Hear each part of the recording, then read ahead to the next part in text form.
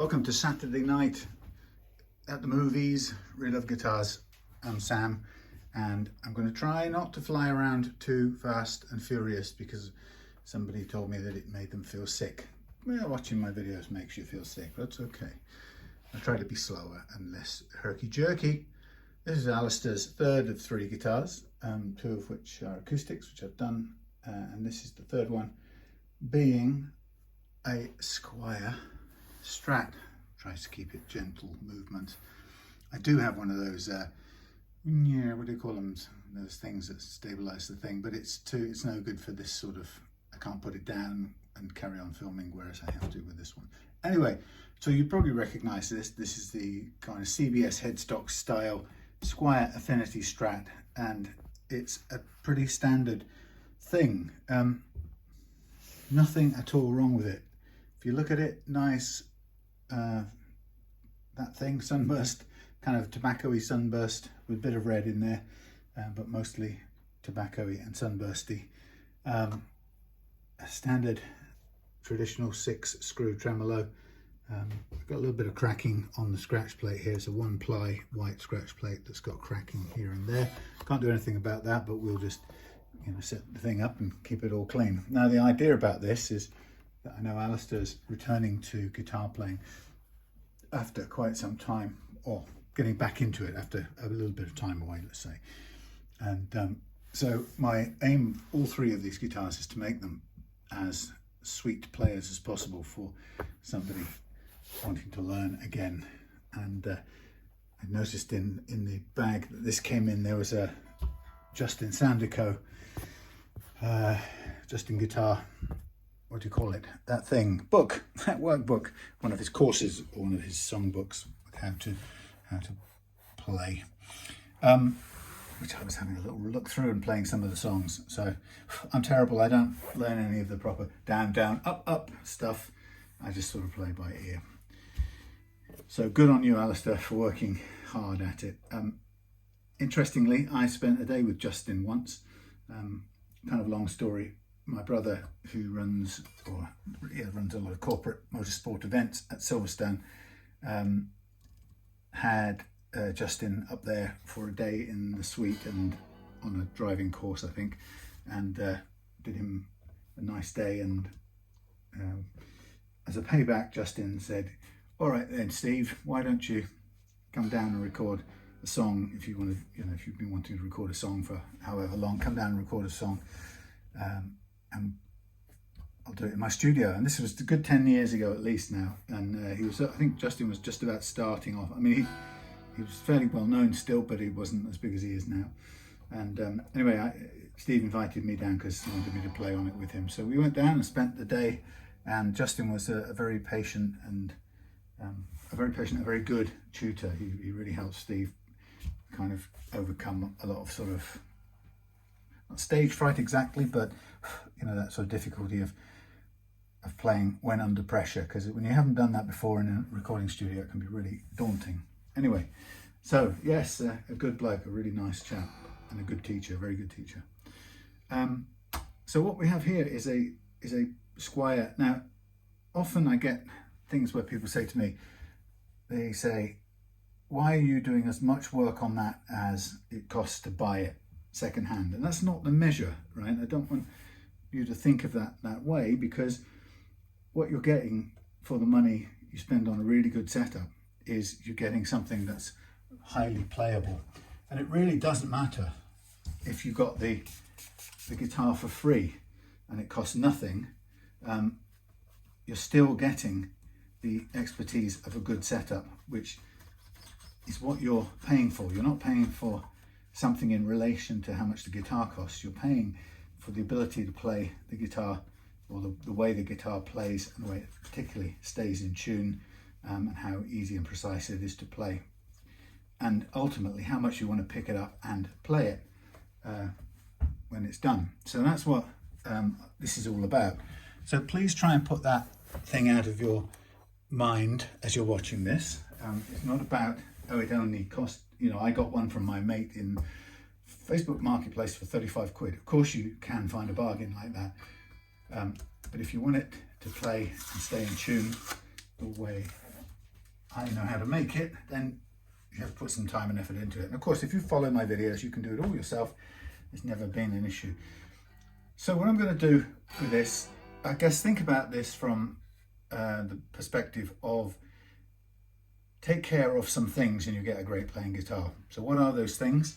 Well, all guitars come with uneven frets, and even when they don't, I've discovered over the 10 years I've been doing this, that when the neck is under compression, under full load of the strings, the neck actually bunches slightly. And so that even if your frets were leveled on the bench with the strings off and the neck flat, you'll still, when you load it, you'll reintroduce unevenness. And the method I use is, the reason I use it is because it gets rid of those, gets rid of the crinkles, if you like, or the bunching that the compression of the neck produces.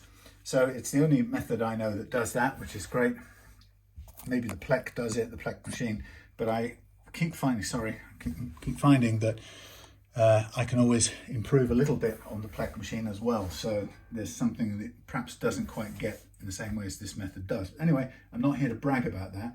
I'm just here to say that it's a method I've used and practiced for 10 years, and that's why I do it. So first thing is, when you've got a budget guitar like this, one of the first things that will happen is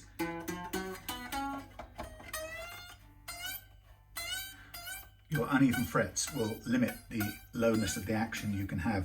So typically when you get a inexpensive or budget guitar, you play it until it buzzes, and then what you tend to do is you tend to raise the action until you can play it without buzzes. And the way I describe it is that you are playing the guitar with the action that's imposed on you by the condition of the frets.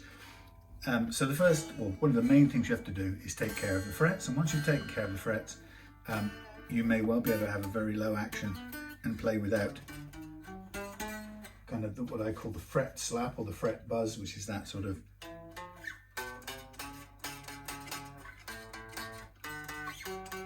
that additional slappy sound that you get.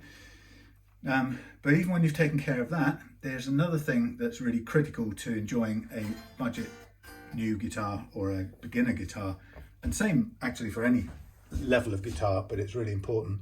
Now I seem to have lost something here, and I am thinking, oh, it's here, okay. Not so bad, haven't lost it completely. Yeah, so the thing that will stop a beginner or a experienced player from playing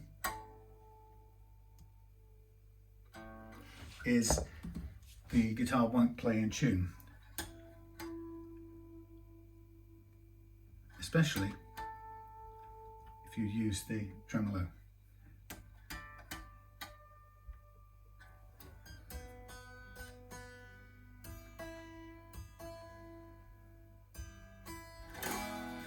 So first myth I'd like to kind of correct for you is that you don't have to spend 1,000 quid, 500 quid, 1,000 quid on a guitar to get one that can play with a lovely low action and all the frets play without choking the strings.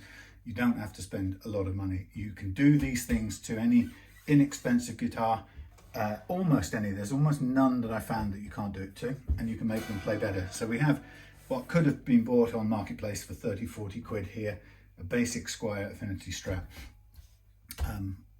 So it's not a big brand name, it's not even an expensive thing.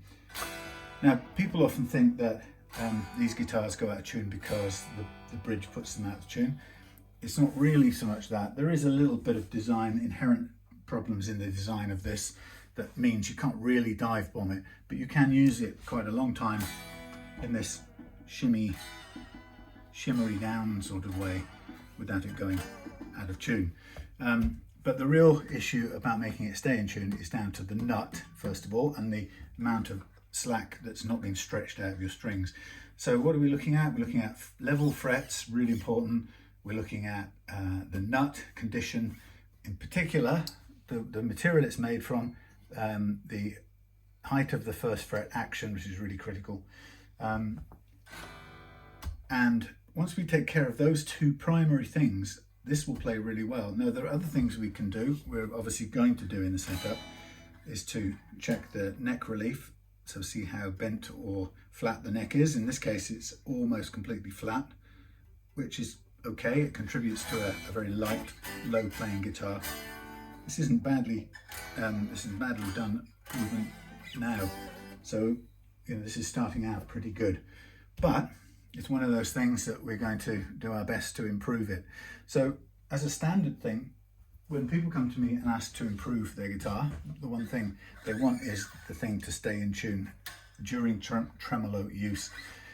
So what I'm going to do is I'm going to slack off the strings. I'm going to remove this nut, and we're going to fit a Tusq one.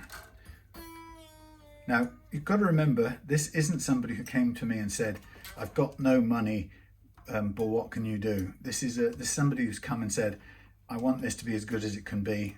I know what you do. I've seen what you do. Can you do it, please? All right, that's important to say, because you can, I make no secret about the fact that you can have somebody, a youngster down the road from you, may well be offering setups, and sometimes they're offering setups where they don't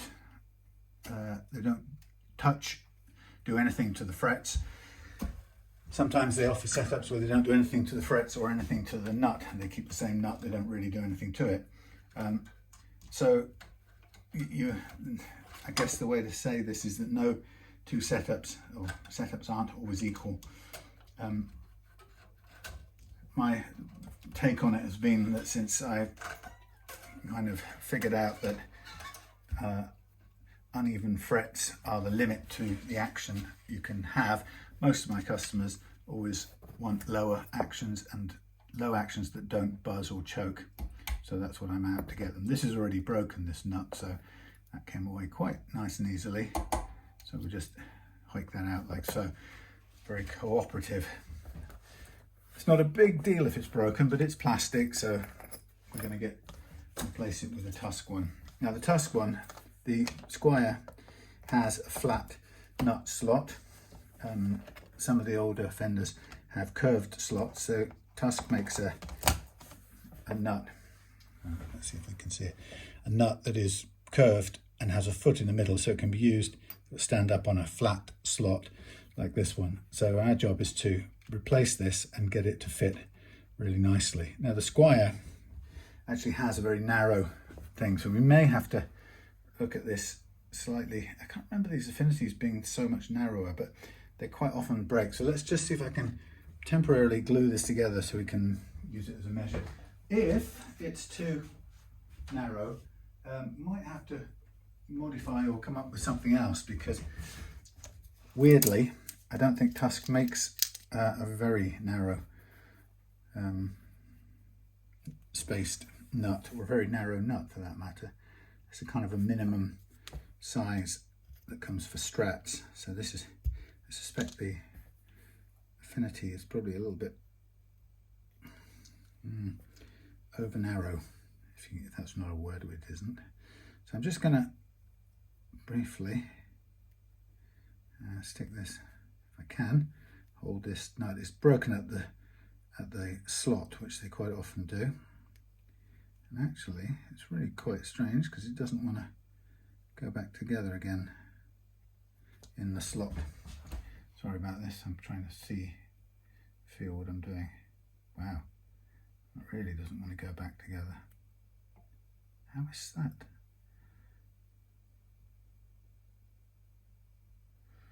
Weird, that is very odd. I can't seem to get that to cooperate. It sort of vaguely sits together, but no, it doesn't want to do it. Glue wise, it definitely doesn't want to do it. I've got some accelerant here. Frankly, I don't think I'm even going to get it held together long enough to fire some accelerant at it. Sorry, this is a terrible angle to hold things. I could even have to use a vise or something. This doesn't want to hold together at all.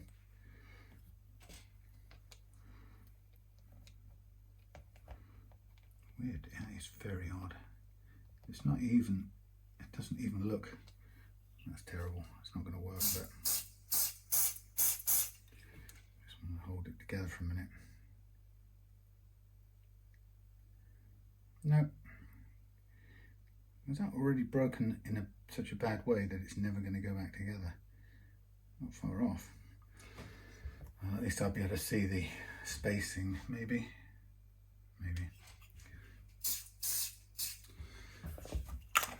That's a total waste of good accelerant. That stuff, glue boost accelerant costs a blasted fortune. So anyway, so let's just have a look. Just compare them for a second. Okay, there is a width difference on here. It's about, I would say it's about 1.5 millimeters. So that is pretty naff. Now, what do we do in the situation where we don't have any spare stuff we can use? A situation where we've got such a narrow spacing as this. What is it in real terms?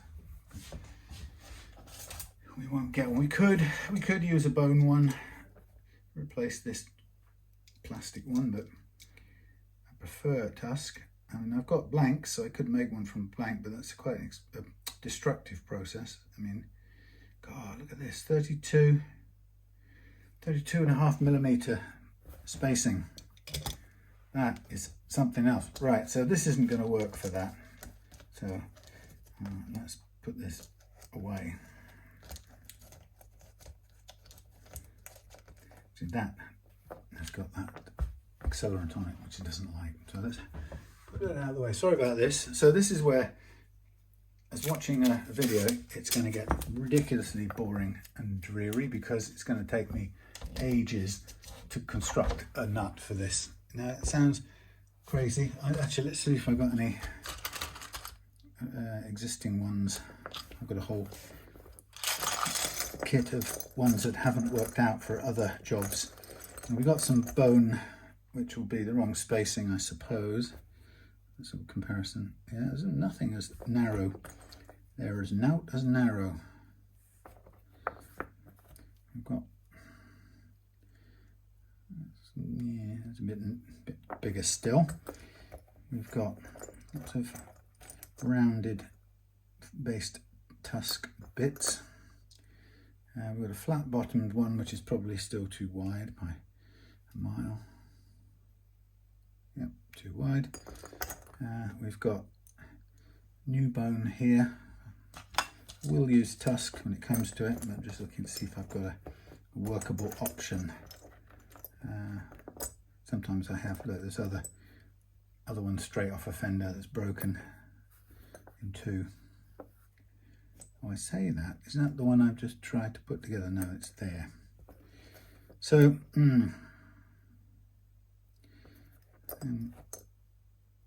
there's Tusq round bottomed ones.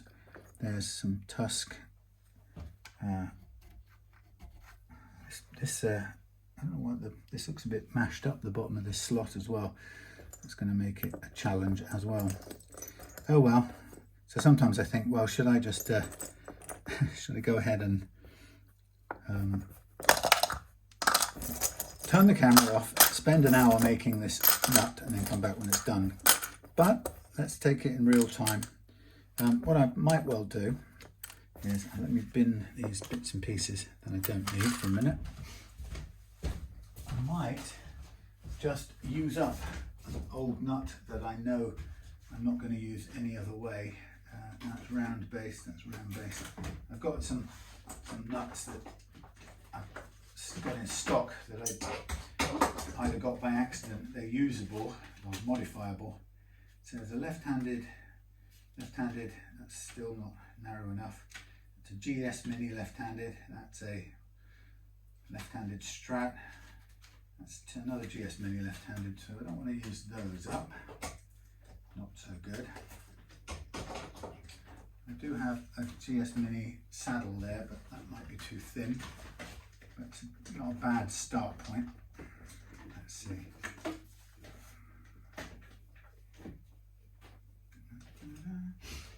Spares. That's Tusq block, and we have some couple of spares here. This one that could do. That doesn't normally fit anything I know of.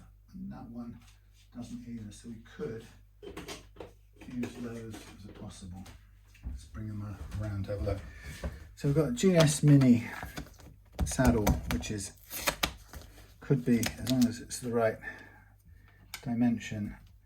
I see this is too wide.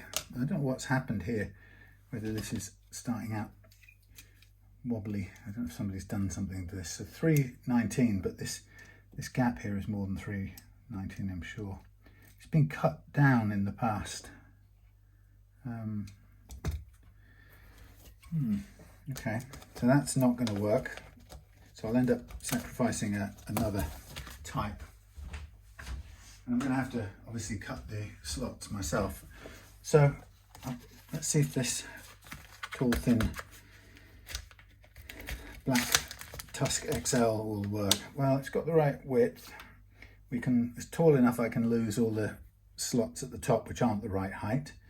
So we can get it back to the correct height. So we want to get back to 315, but I think what I want to just do, I don't know if you can see here, but it's a bit kind of mucky in there. Whoops. See the footprint in there? It's been dremeled out or something in the past, sliced. So I'm not sure even how flat that's going to be. So in a way, possibly using making a custom Tusq nut for it might even be a good idea, because you may have to sort of make something that you couldn't get in the shop at the best of times because of the weirdness of this slot. So I'm not too keen on that. Feels pretty grotty. Just trying to get into where all the glue is sitting so we can get rid of as much of it as possible. Some soft glue in there as well.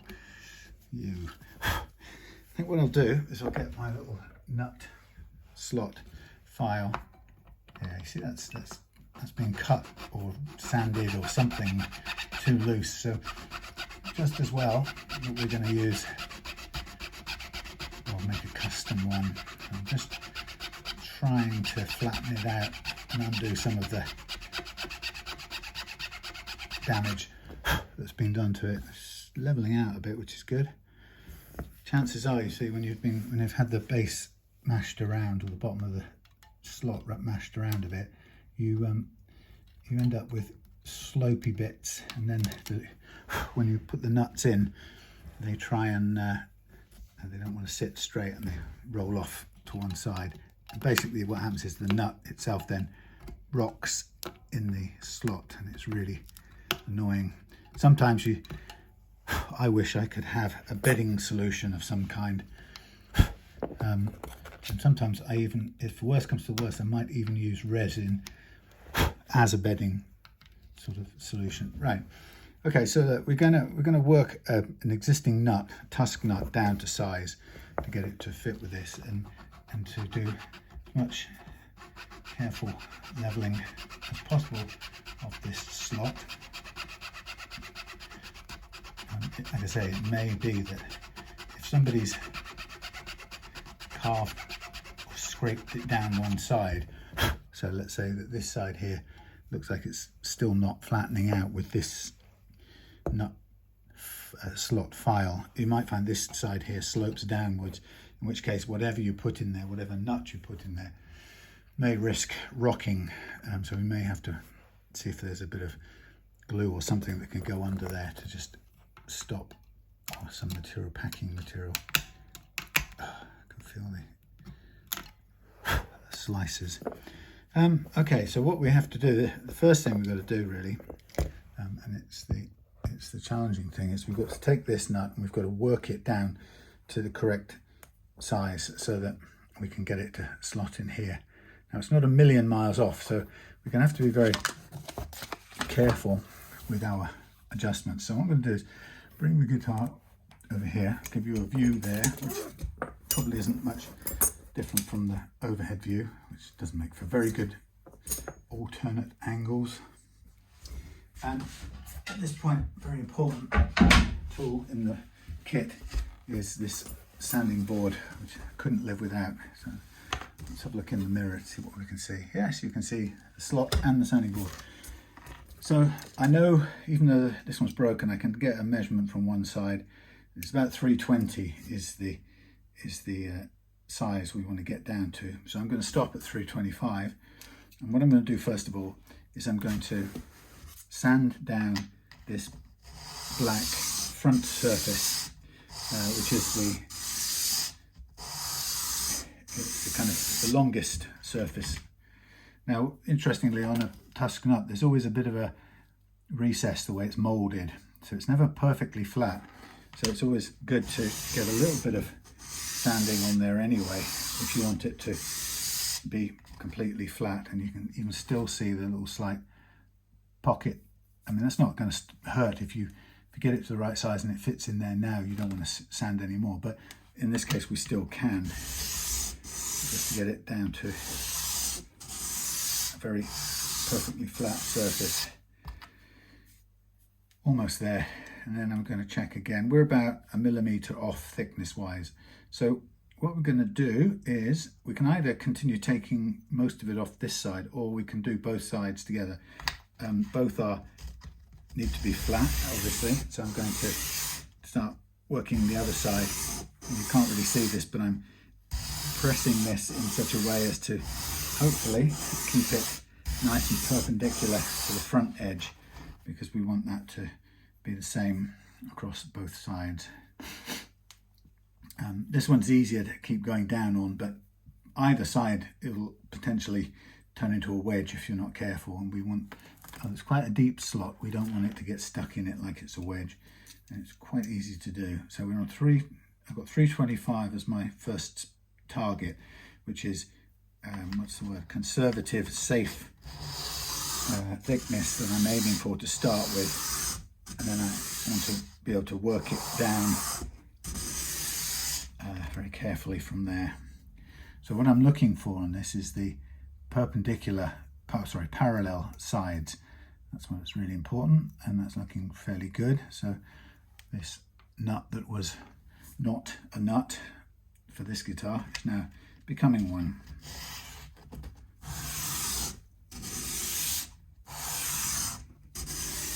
It leaves a lot of black Tusq dust. It's a Tusq duster. So now we're coming up we're about 3/4 of a mil away still. So we can keep an eye on that parallel sides, and we can do a bit more on the front side of the nut. Again, making sure those two surfaces are as parallel as possible. And if they start to go off into a wedge of any kind, then we have to catch it and pull it back, if you like. So we're on 326 and we're nearly there, not far off.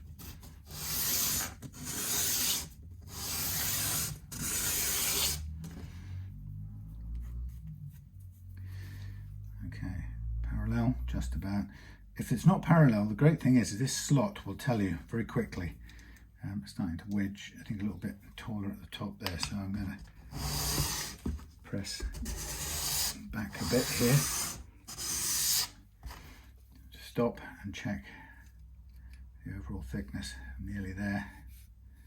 I can see the mark. It's about, who knows how much, it's very little. So now I'm going to switch to the lighter gauge of paper, which again it'll smooth up the surfaces, but it will also slow down the rate of cut. So I'm coming down now towards 325, which is going to be a little too big still, so we can work our way hopefully down into the right thickness bit by bit. And you can try it there, and it's sort of starting to stick in the slot now, but not quite. And we can look at the flat faces of it a little bit losing parallel just slightly for a second.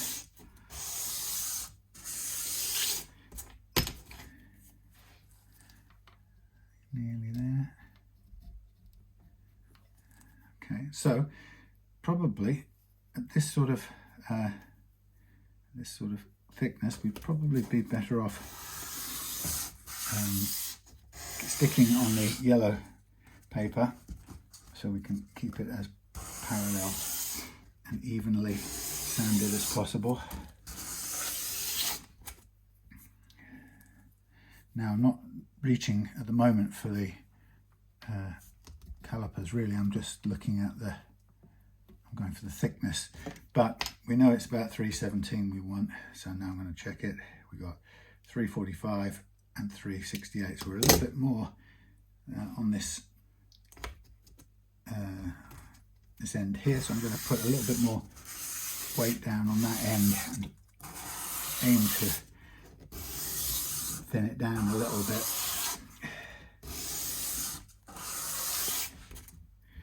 See how we go. 357, 340. So again, we'll carry on a little bit more down on this corner end.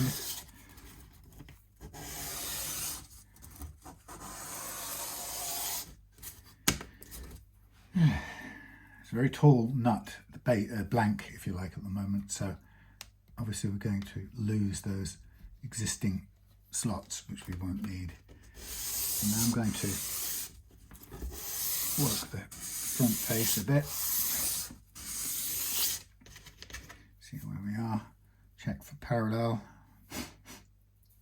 looking good, coming down towards fitting but not quite. Again, we're 345 and 339, so let's take a bit more off this end here, a bit more weight.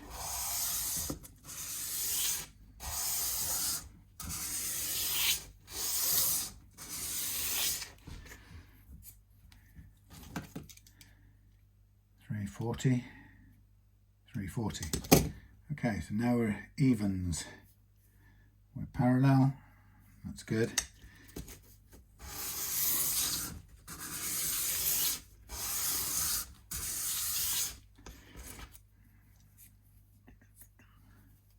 So in a way, feeling it slipping into the slot now is probably the best way of getting the thing to the right size. Let's check this for parallelness.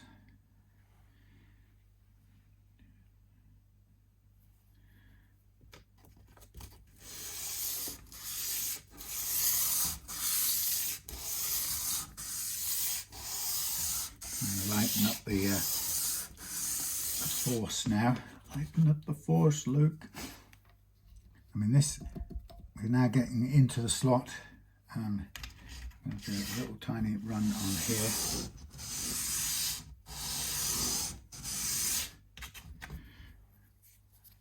And then once that's starting to fit in, we'll be on track. Well, it isn't yet, so we won't count our chickens just yet.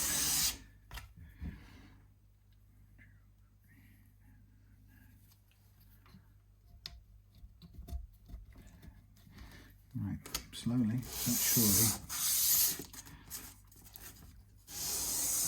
You see how dusty this is getting.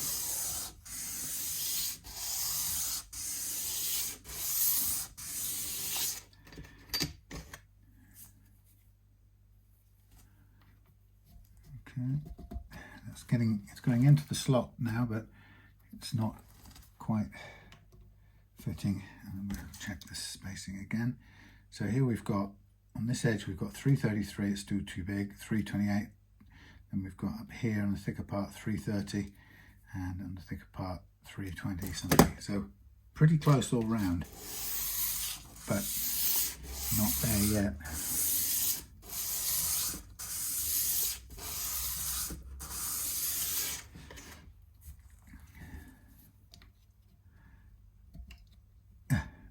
Into the slot you go. Very nearly there. It's so slow in taking that material off. I'm going to speed it up a little tiny bit with the heavier gauge. So we're nearly in. I'll do on the back edge side. rougher paper, but not much pressure.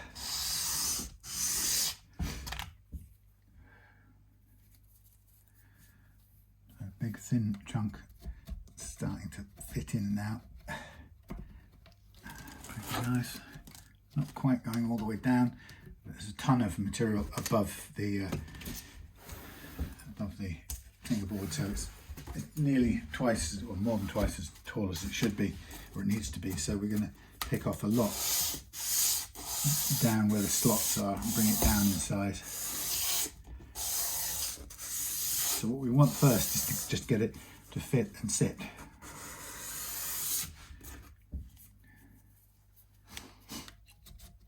Okay, again, it's not quite. Let's have a look at close up. You can't see this very well there. That's going all the way down on that side if I push it, and it will go all the way down on that side. Now the problem will be the uneven surface in between.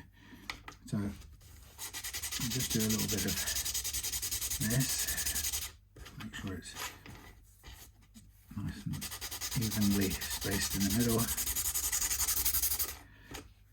think that will be pretty good. That's not bad actually. Right, so to be boring, oh, don't do this colours. Thank you. It doesn't recognise my fingertips and it won't work properly. It's adjusting the light. So you can see there that it's gone down. It can fit all the way in. It pushes down a bit at one end and down the other. So that rocking is a problem in the slot, but we'll have to take care of it. Now we can make the slot deeper because we've got so much material to play with here. And obviously we're going to lose those and replace them with the proper spacing. So it's a bit of a big deal. So I'm going to chuck this down here for a minute. And I think I'm going to, I don't know where I can put you that you can see. I think what I need to do is loosen these off a bit more, get them a bit further out of the way. So I can get into that slot better. Don't really want to be anywhere except off, but okay, so coming back to my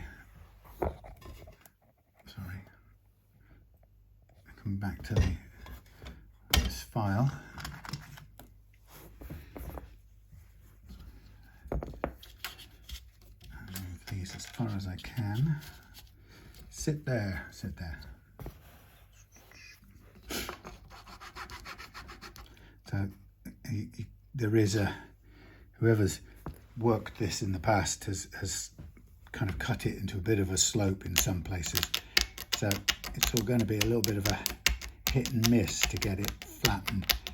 To be honest, the way we're doing it, it doesn't even matter if it's flat on a slope, like a gradient. Gradient? Yeah, like a slope, as long as it's level. What we can't tolerate is a curve, because the nut won't sit comfortably on that. So with a file like this, it's not exactly easy to keep it. If the thing's sloping already, it's very difficult to make this stay in one plane only, because its tendency is to want to follow the curve. So I can still see there's a dip at one end, so I'm going to try and fit this in again. Now, when I get to a point where I think it'll sit down nicely on both ends, see it's still rocking, and if we turn it, it's a mess. Somebody totally messed up the slot. It's not surprising. I mean, it's an old guitar. It's an old guitar.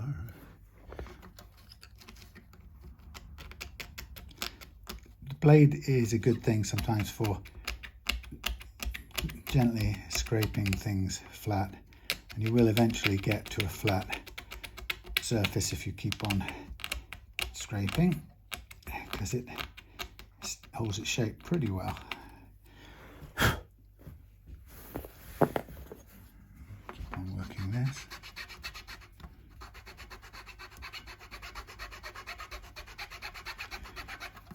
This isn't very cutting, I have to say.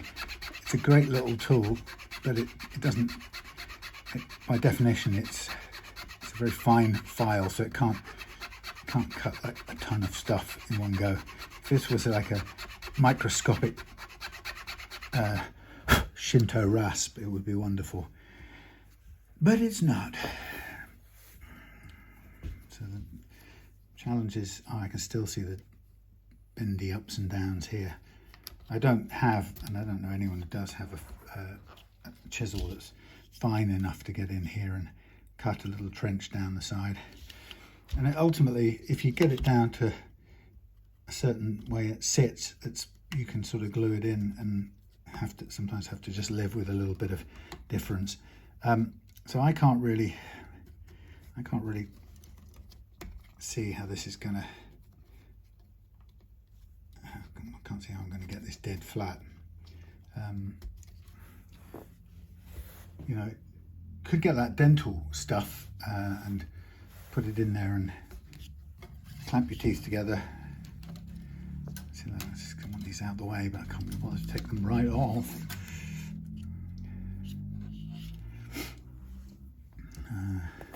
Yeah, you can't see in there what the gap is. I can see it.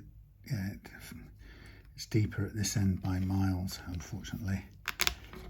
So we can, you know, try and scrape it down to meet the uneven thing at the other end, but it does get there eventually. I've done it before many times in this sort of situation, but it doesn't feel like it to begin with. It feels like you're going to be there forever trying to repair this curving slot.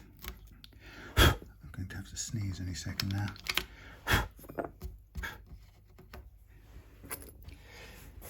Excusez-moi. I mean, there's not even really a screwdriver or something you could run through here to. What we want is a little sharp. I reckon we could actually sharpen a little thing like this and get it to cut its way through. That would be so cute. So there's like a saw mark in this slot where somebody sawed out the nut in the past. I can still see it. So we haven't got to the bottom of that yet.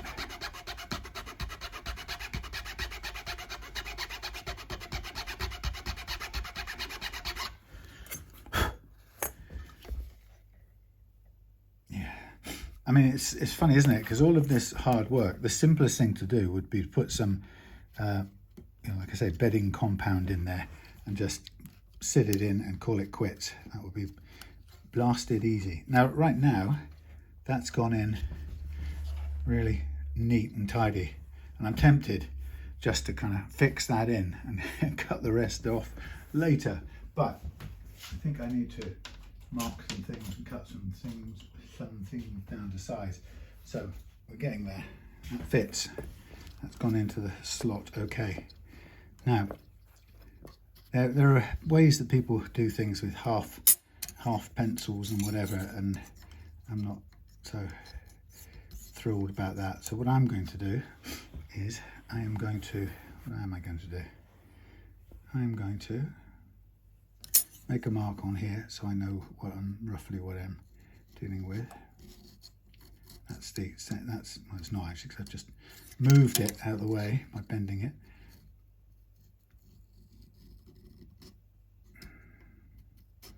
That line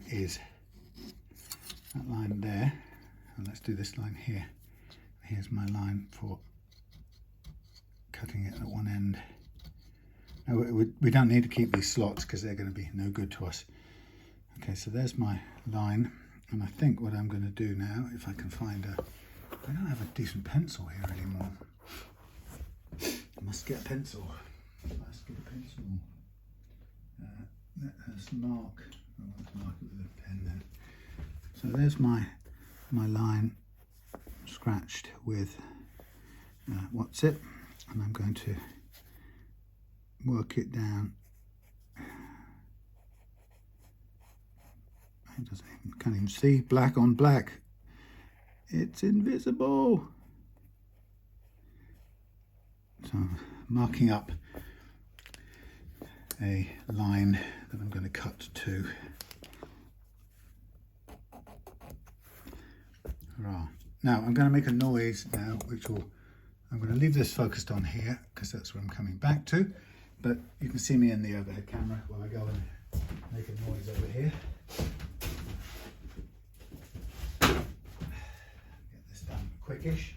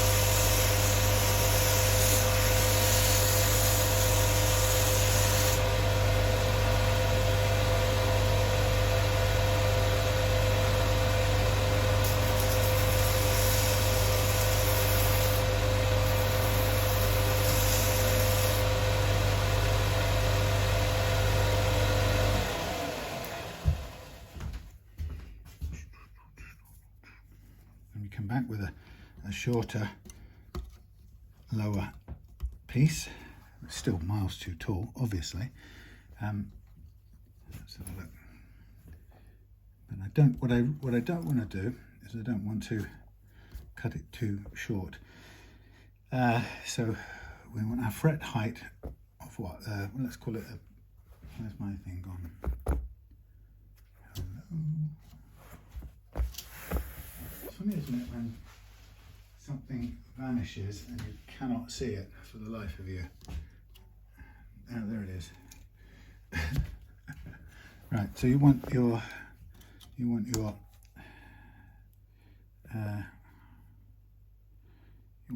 what is it? Let's call it 1.2 of fret height, and we want 0.3. So we'll call it 1 point. Let's be very generous and call it 1.6 above the mark. 1.6. So we have our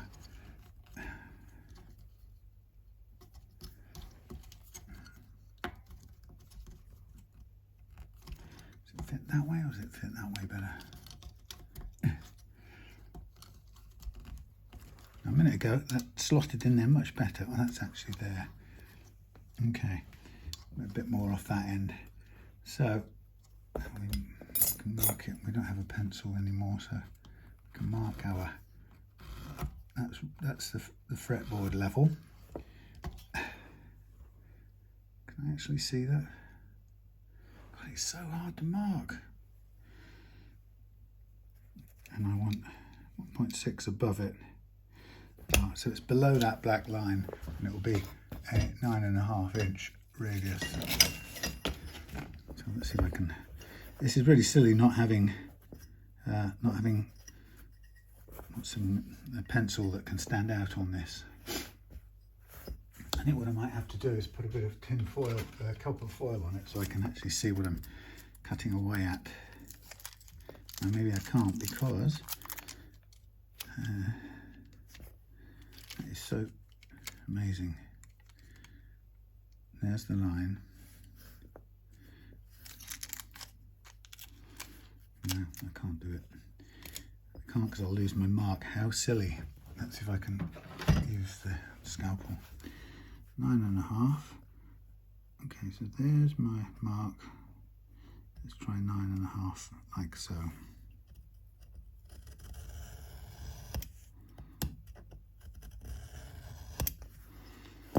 Okay, put that in there. See, fit in there. Like I say, even if it's not perfectly glued, aligned, or the bottom isn't perfectly smooth, we may have to just sort of eventually settle for it. So I'm going to take a bit more of this height off.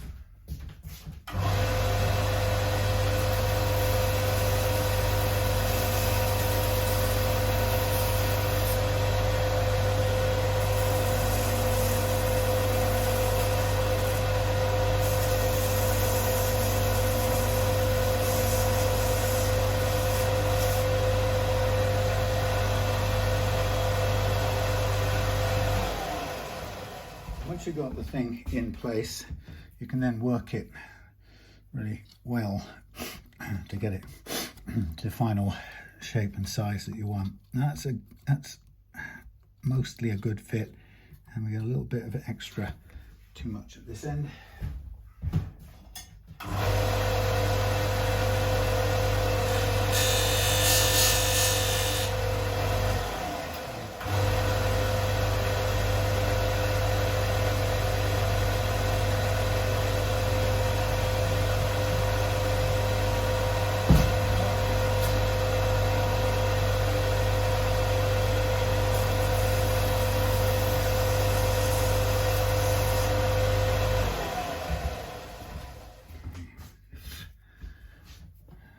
Get down eventually to the fitting, and this is, for me, this is probably the hardest bit of all, is getting a fit of a piece that will go in here and stay there and become a solid nut, especially when you've got a nut slot that's been mashed about by somebody in the past, as this one has.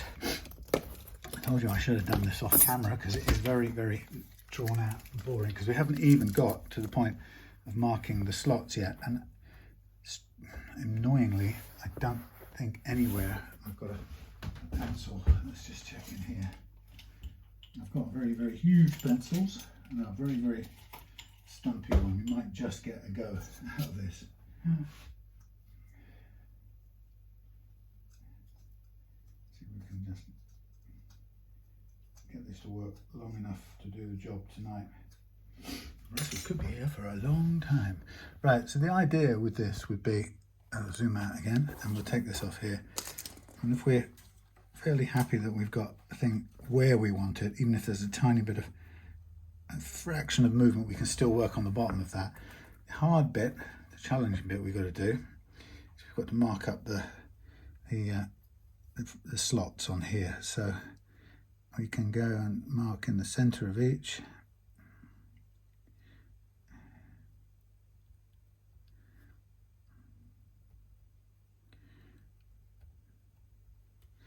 And there's our start point. And you can then get yourself hold of a razor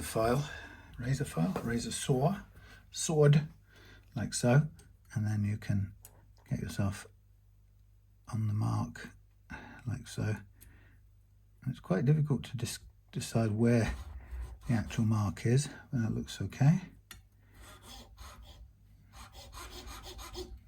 First mark, so we go right in the center of the pencil mark if we can, like so. Try not to rub out the pencil mark.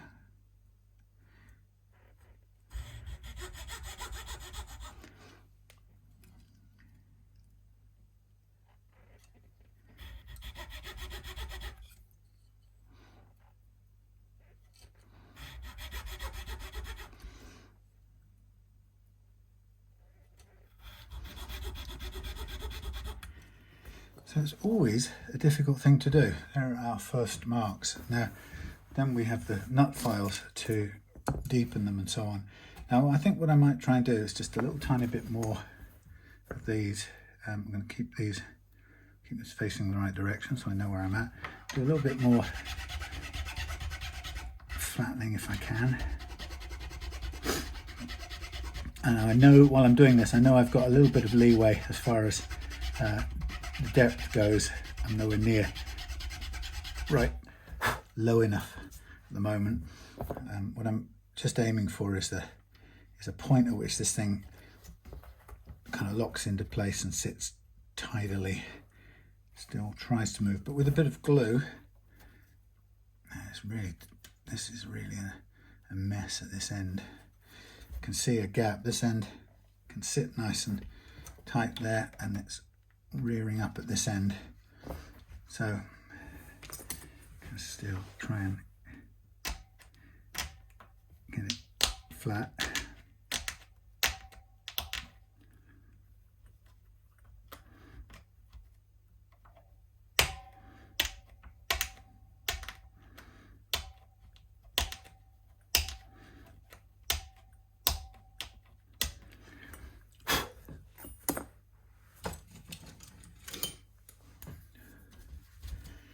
tend to find is that when you keep on working it, eventually, if you're lucky, you'll hit a point where it will seat just where you want it.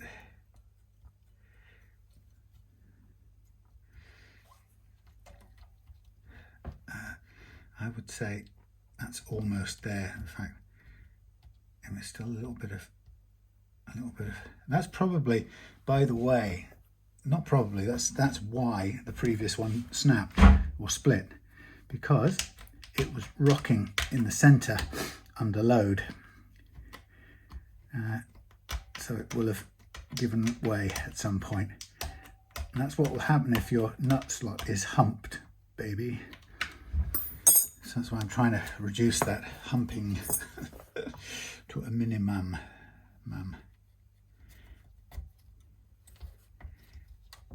That's very close now. Now there's still a tiny bit. Let's just double check, make sure this is smooth, but it is. That's good. If we need to double check, we can just get a flat sanding bar and just run that down there like so. Sometimes you have a little burr on the foot of your nut.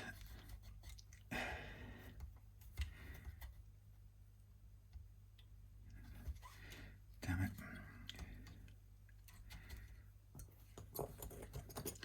Yeah, I can still see this tailing off down this end. So if I had more time, you can sort of work with some I don't know what's the word, you can work with some resin to fill out if you've got a really uneven nut slot like this. It's quite tricky, but it can sometimes it's a good final problem-solving thing, because if you can't do it in any other way whatsoever, you can end up doing it that way. So which way is my front? That's that way. All right, we've got a bit more room on the high E side. So this is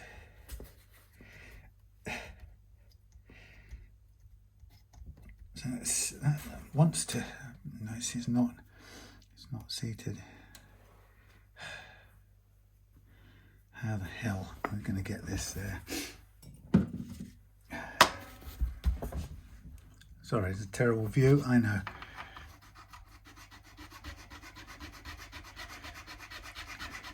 So this is a Hosco nut slot file, and you can keep going, and it's clearly doing something, but it's very, very slow.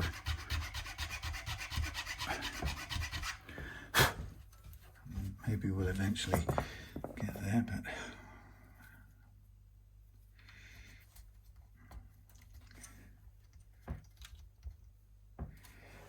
and then eventually, if you end up with it fitting nearly at one end and perfectly at the other, you may have to kind of say, well, that's it, I'm going to go with that. That's all I can do. But if I can show you up close from this angle, you can see see that slotted farm track there.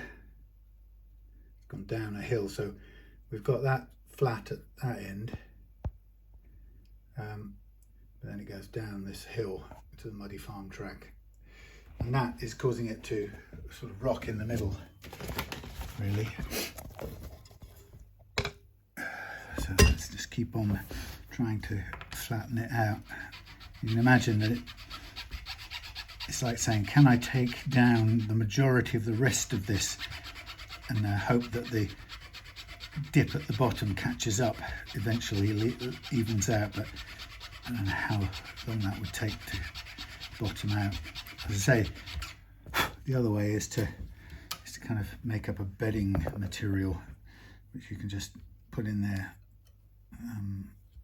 liquid form, and I've done it before, and like I say, it's something like JB Weld, and you just get it in there and it sits on it, or you fill in that last little bit with some rosewood or something, rosewood dust, and just tidy it up afterwards, because this thing is mostly seated, but that little dip at the end is so big that if you don't take care of it, it's just going to be constantly sending the thing down. So we can either glue it in firmly to all the rest of it and then fill that last little bit. And we've got plenty of rosewood material and stuff. I think I'm going to do that before we end up having to go too far down. Now, before I fix it, if I fix it now, it means I'm going to do all the slot thingying in. I'm going to do it with the nut in place, which is fine. So I'm just going to go and look at the positioning here now with the strings on the little notches we've made. Looks all right. We could possibly go off to one side with that one. Very slightly. Yeah. Right, lots of room. Right, so what I'm going to do while we're here is let's just tighten this up for a minute.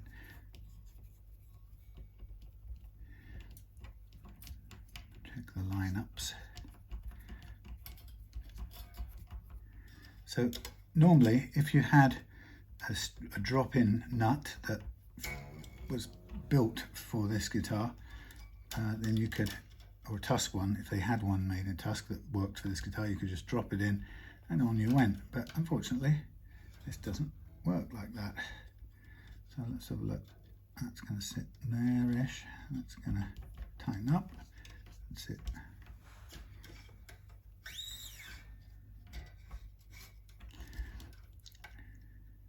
Like so.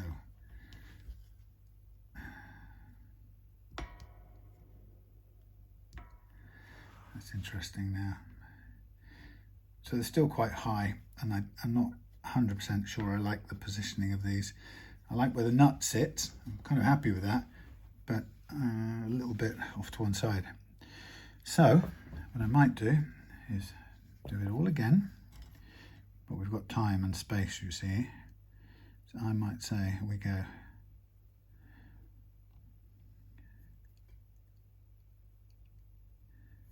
I can't do it with the strings on. So we want to be to the outside of that. We need to start outside of that. That's fine.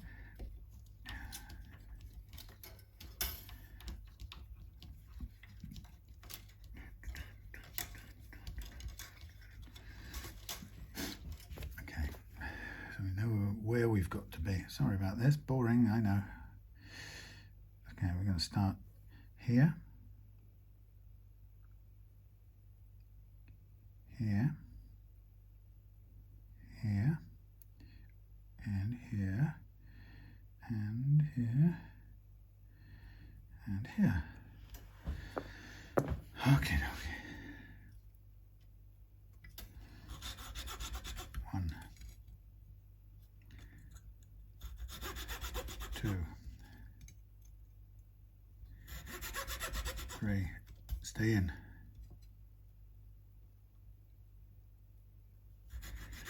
4,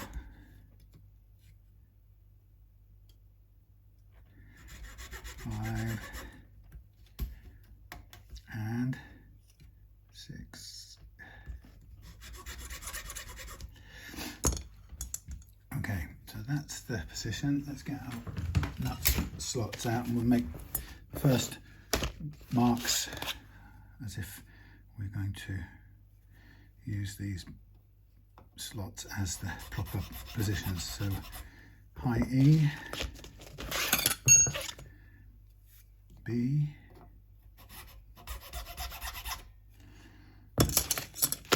G,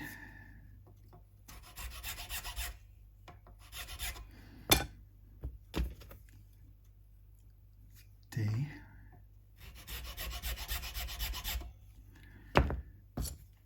A,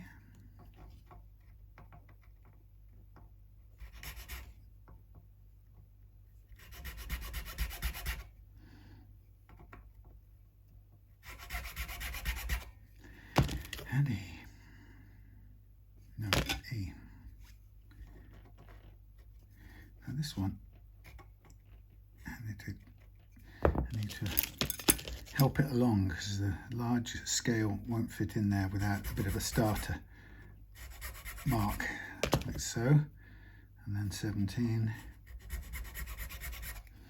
and then 46 is more likely.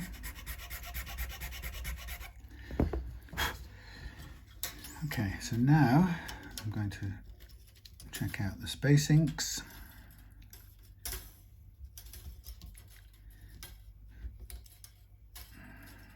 Oh my goodness me, this is fiddly and it's driving me mad, it's driving me mad.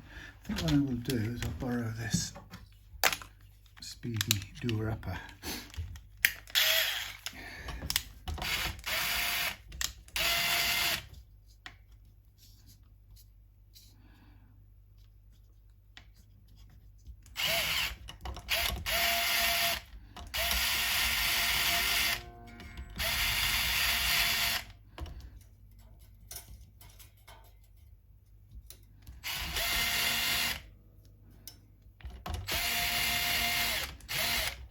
Okay, spacing's good, equal.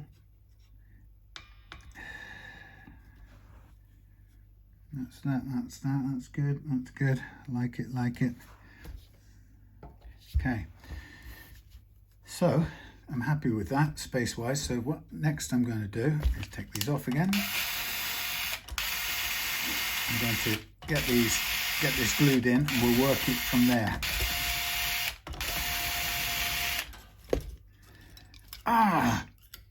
Spiked by somebody's uncut strings. Hate that. Stung by the bee. Oh, look, blood.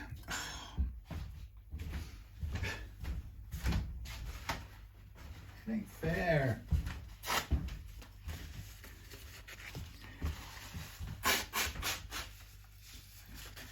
Cold in here, so my nose is running. Okay. Okay.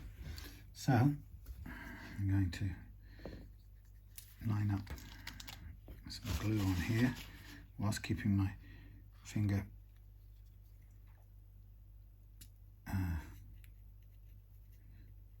bandaged.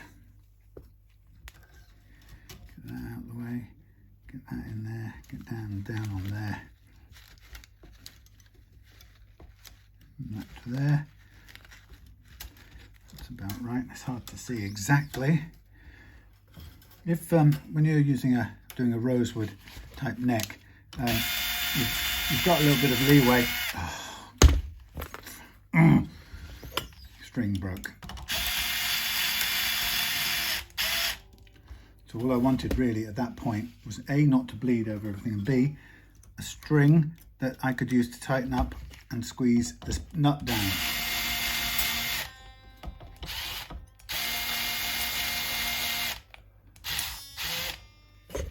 Like so. Yeah, if you get a little bit of squeeze out of glue on a rosewood or dark wood fingerboard, you're okay because you can clean it up. Now the problem is I'm short of a string, so I'm going to have to use a spare one from over here. Will it fit in there? No, it won't. That's knackered. Oh. Right.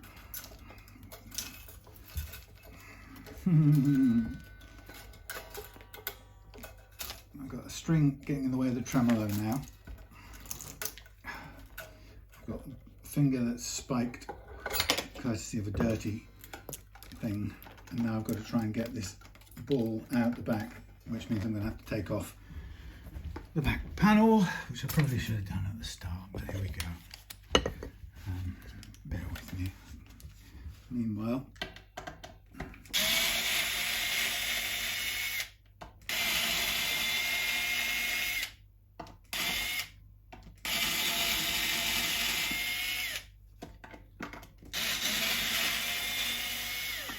yeah, so isn't it amazing how quick this would have all been had Tusq made a Squier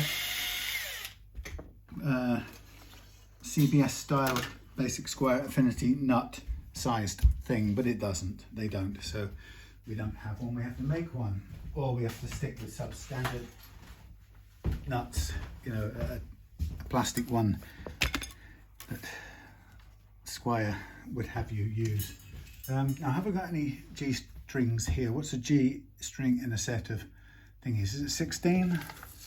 Probably. Should we use a 16? I just can't be bothered to dig out an old one with all its curls to try and get it through a tremolo block. I've just got some spare strings in here. I'm going to use a 16, but I think that's a G when all is said and done. And that's a spare string that I was never likely to use at the moment.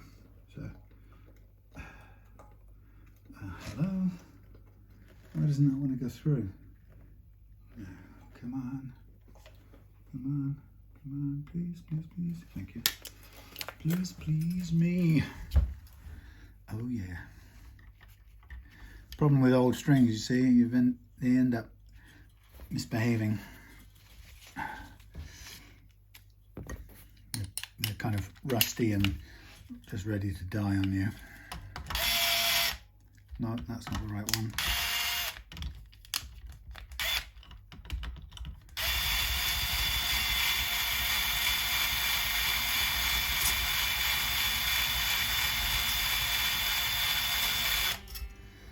Okay.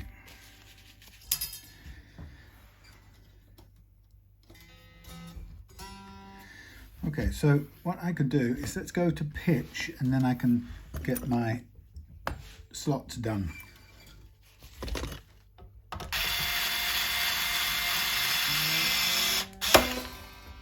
I didn't want to play either. Holy crap.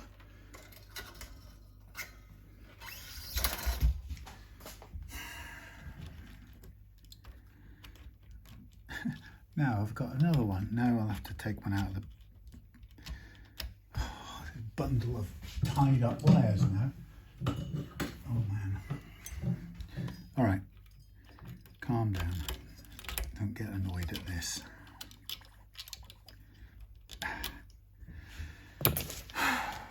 Don't get annoyed. Don't get annoyed. Stop bleeding and don't get annoyed. I might have one sitting in that pack over here. Spares. And then we'll go to D, 46, 17, 26. That'll do me. Right. Why is that one flopping about? This is supposed to be an A, not a D. Holy mackerel, holy mackerel, holy mackerel. I'm going mad. And then of course the string won't go back into a Vidario package, will it? Right, is that the A? That's the A we need. That's why no, I was going for the A. I was going to say that's why it broke, but I was tuning to the A. How bizarre. It's like using an entire set of strings just to get the basic setup done. Oh well, it has to be, it has to be.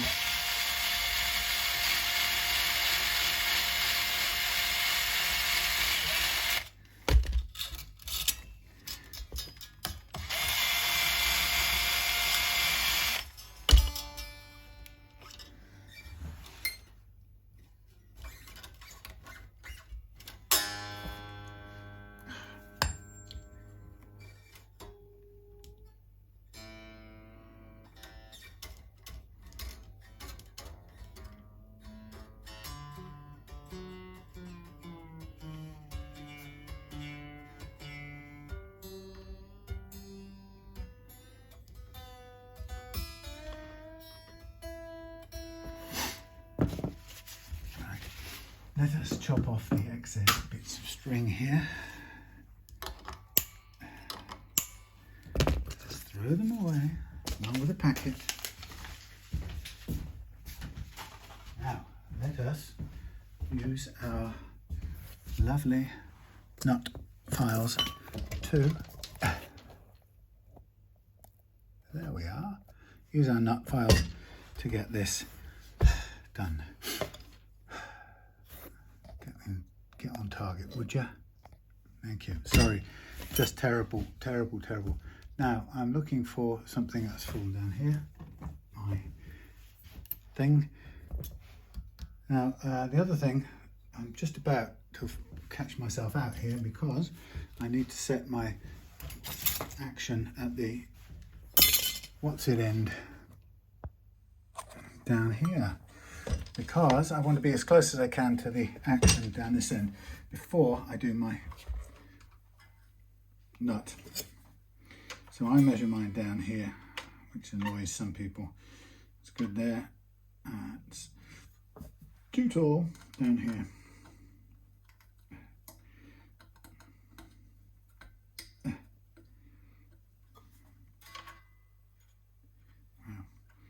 Keep on going, but this is standing up pretty tall actually, so that's not helping. All right, let me put the where's it gone? The cap on to help me with this. What I'm just trying to do here is get this last fret action set where I would normally want it to be. So I'm going to use the capo to help me. Right, that'll be good. That's too high.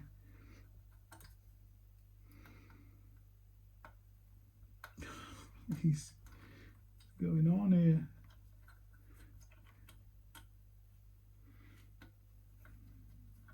Down you go. Come on, down you go. Level out, my friend. So we're going to go 1.5 last fret, which is my preference. About the same. Need to come down a little bit. Tiny correction. Once I've got this to where I want it, then I'm going to take the nut slots down, and then I'm going to go 1.5, 1.2.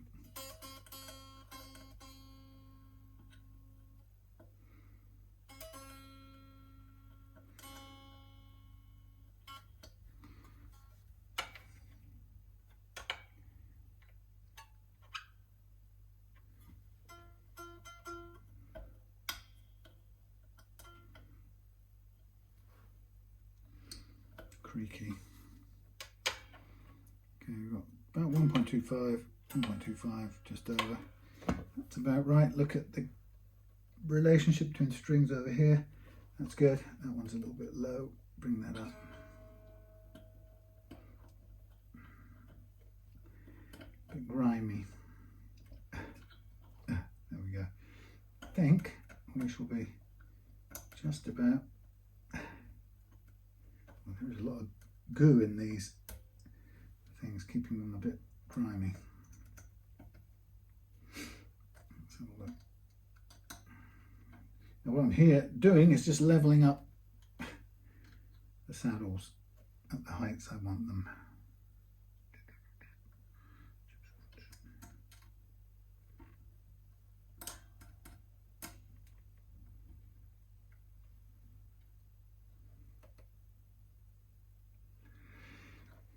Okay, now back to here.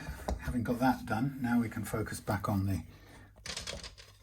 height over the first fret, which is critically important, and we can just get ourselves lined up to do it. We've got our gauge here to gauge when we're at where we want to be and when we aren't. So I'll start with the G and work out this way. And the G on this one will be the 17 mark. And what I'll do is I'll start cutting these down, and then once we get down to a certain height, I will reshape the nut and remove excess material that isn't necessary, and then we'll come back and finesse it. A little bit lower still. And I'm cutting backwards so that we've got a slope for the string to go down and that it exits at the top. So that's a little bit over, but we're getting towards the correct height. Then we use the blue number 13 to do a similar type of cut, and we get down nice and deeply. We're nearly there, I can just see it visually a little bit more. And then probably leave it to take some of the excess off and come back. And then there's the high E, which is on a 10 gauge here.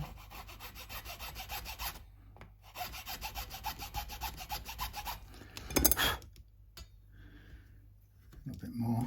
So I'm stopping before the target height, sorry, target depth. I keep stabbing myself with these damn things. Stopping before the target depth so that I can come back, take off a load of excess off the top and then come back and finish it. So now we're going to go on to the 26.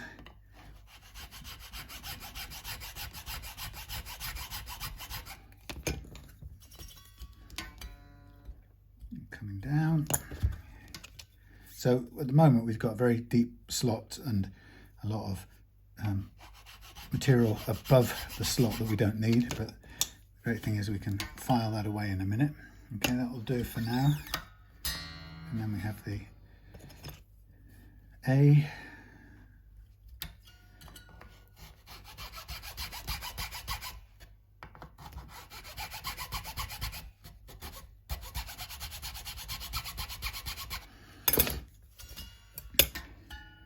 Good. Now we have the low E, which is sometimes the hardest one to do because you have to move a lot of material, and it's quite hard to make it cut. So it's still sitting miles up, but we get there in the end. Sometimes you can do a bit more with the A, give it a bit, cut down a bit on the, using this slightly smaller one, cuts a little bit better, and then go over it with the E, like so.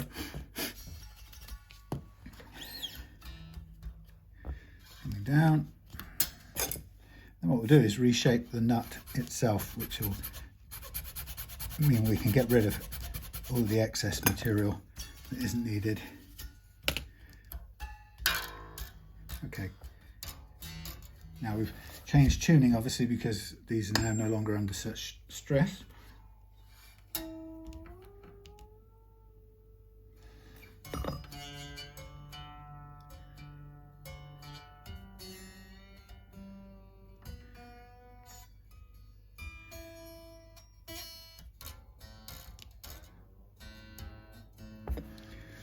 So just keep it at pitch so we know that we're under full tension.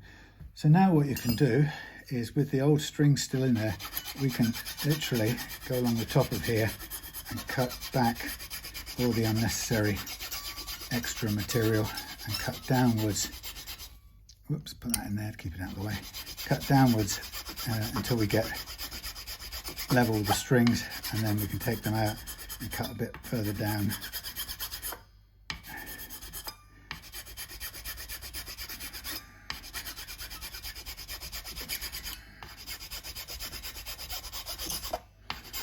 And you see that the high strings, the treble strings, can be generally lower still because they really don't need any material above them in the way, so we can keep on going with those.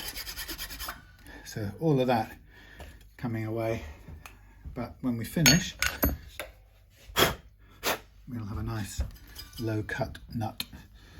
Okay, so now what we can do is we can snap these off a bit.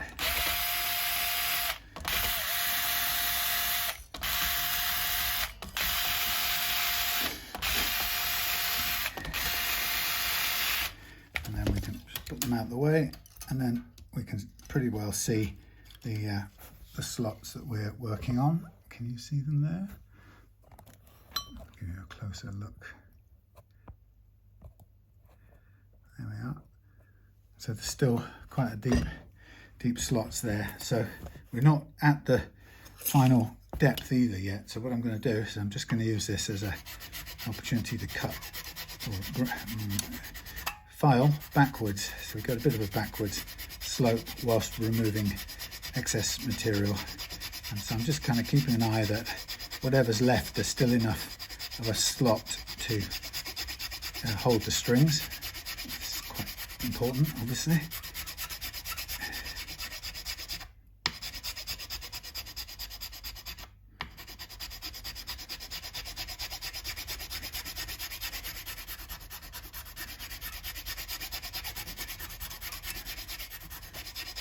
So look at that, loads of material all out the way.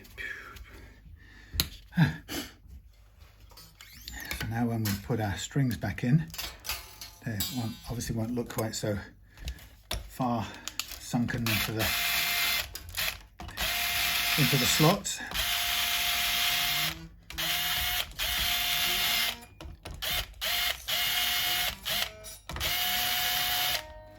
Kind of half expecting those to break at some point. So now we're back at the first fret action setting, so I can just move these two out the way. We'll go back to the G. A very small amount to go, but it's easier now to do this at the with not such a high load, not such a load of material above it. You can make those fine tuning tweaks.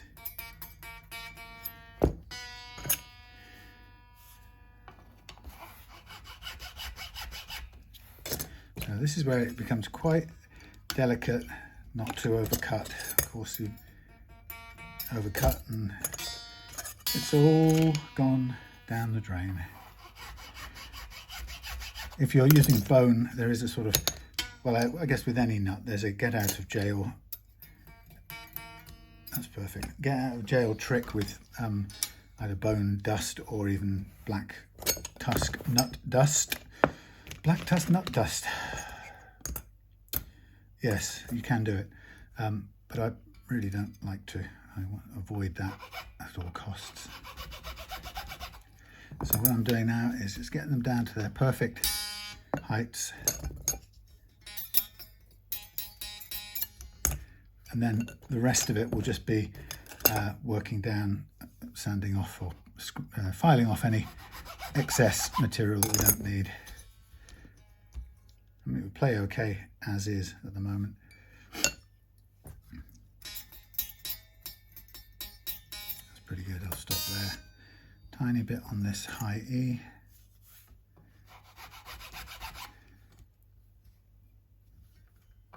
I've done this so long now that I can do it by eye, really. Well, I can tell you that's a little bit too high still. But it's very, very nearly there.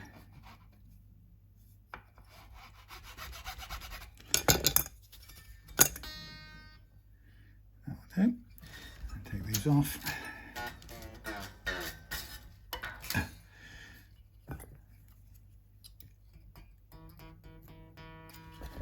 Close to it. Let's get the D, which is this one, 26. Quick run through it. I think that feels and looks good to me.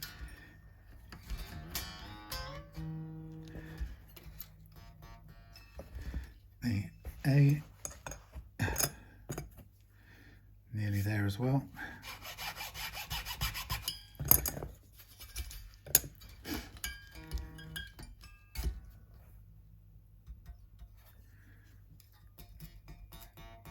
It's very close. I think I'll call it good.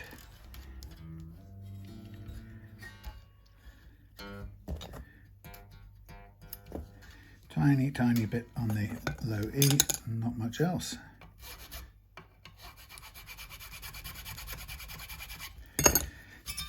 Clean up.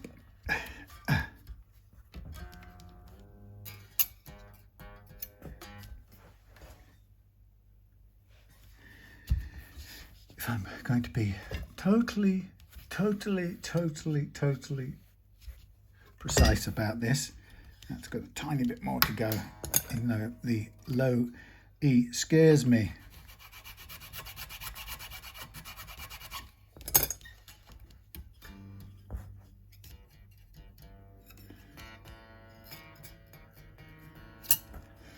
They're all a little tiny bit higher than they absolutely have to be. So let's try it one more time. go G, 17.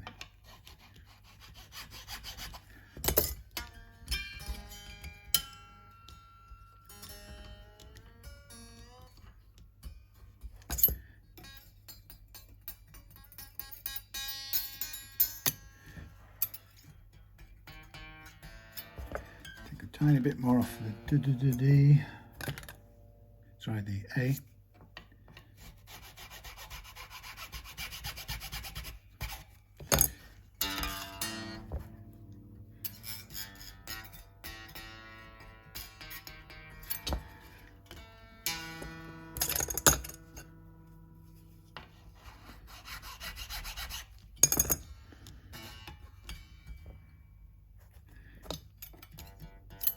Tiny bit more on the E, and then we're into a bit more carving and shaping, and that's good.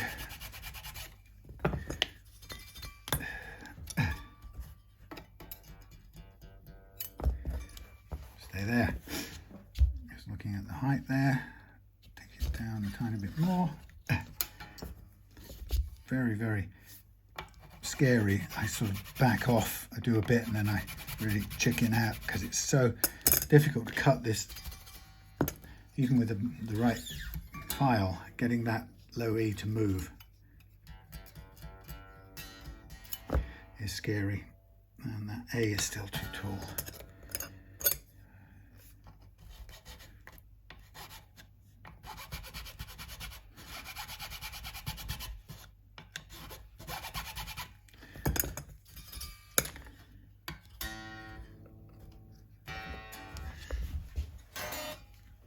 Tuning.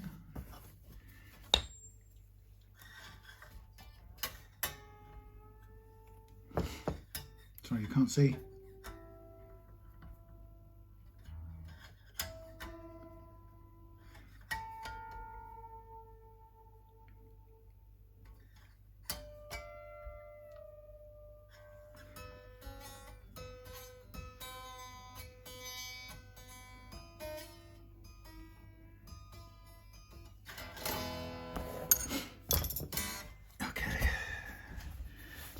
Now a bit of more sanding,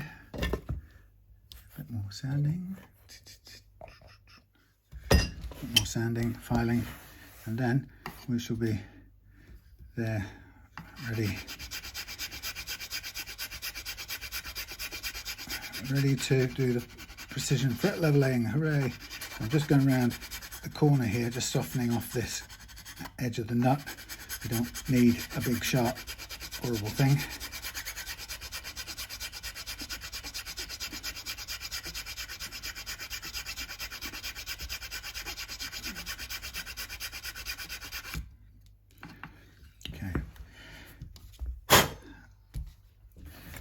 Jolly good. That will be my nut done. Lovely.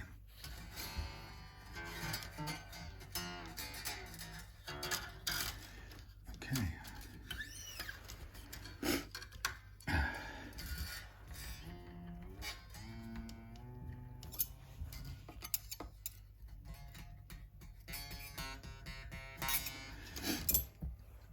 Now where am I? Oh yes, let us mark off the frets. So one more time, taking these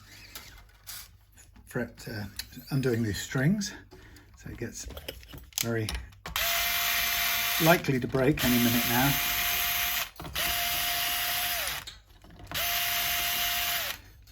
So what I'm going to do next is I'm going to mark up the frets with a pen, so that we can do some light fret leveling. There's some wear grooves in this fingerboard that we shall aim to improve, but don't think we can get rid of them altogether. The frets are quite tired, they're old, and I don't think we're going to have too much fret metal to play with. So I think we've got to be very, very gentle, and we just need this to play at a nice low action. And if we can lose any of the wear grooves, then we'll just be lucky. That'll be a bonus, I think.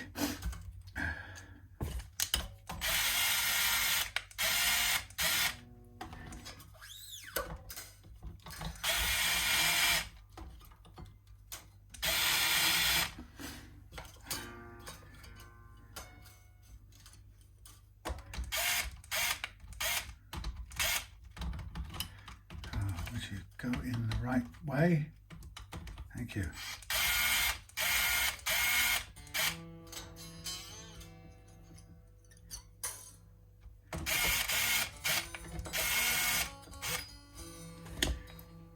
Quick retune.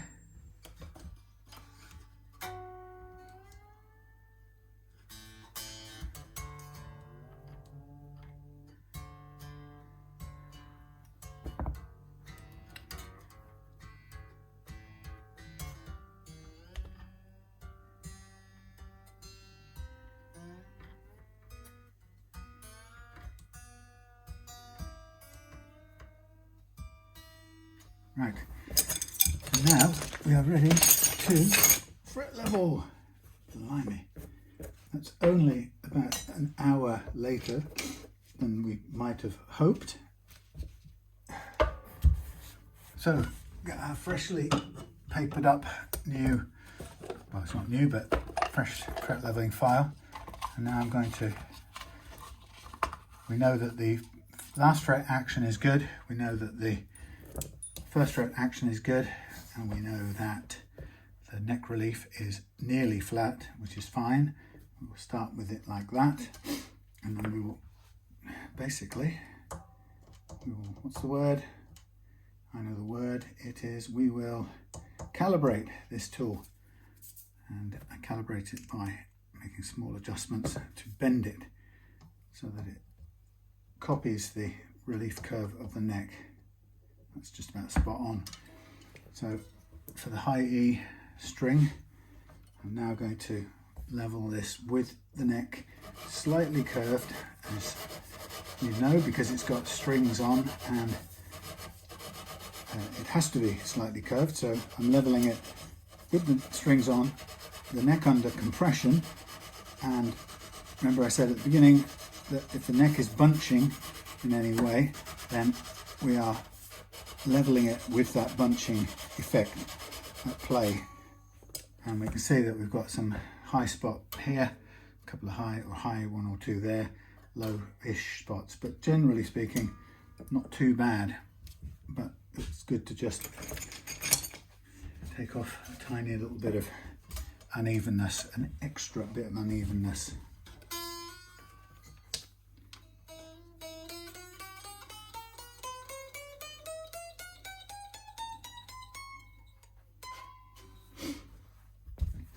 Okay, we're now going to use the same calibration for the B track. I think this will be quite quick because of the general not too badness of these, of these frets to begin with, but also because of the fact that we can't afford to do them too long anyway. I think but the main thing is they're not too bad to start with. So we get similar showing of high spots, but it's okay. This is much more delicate than the scraping file.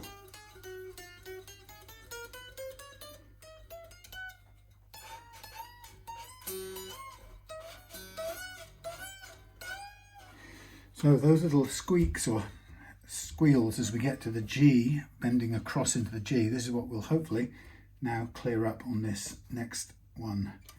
So I'm going to calibrate now for the G track, as I call it.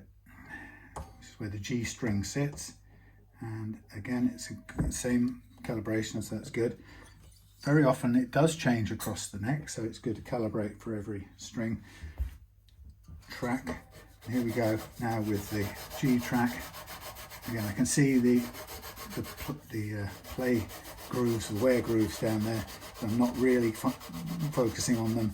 What I'm kind of keen to do is just make sure that the frets, particularly at the top here, are even so that the bends work. So we've got one here, very high fret here, very low one there. So this would be a problem for bending strings down there. Possibly just playing the notes down there. So let's see how it's going. Let's get a plectrum.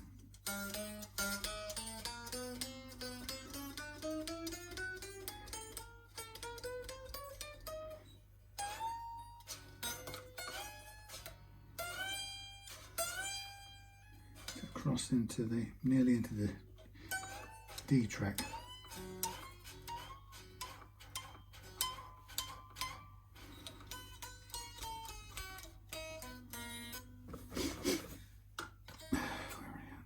Where are we at? 125, 125. It's not bad, it's pretty low. Okay, let's now do the D track.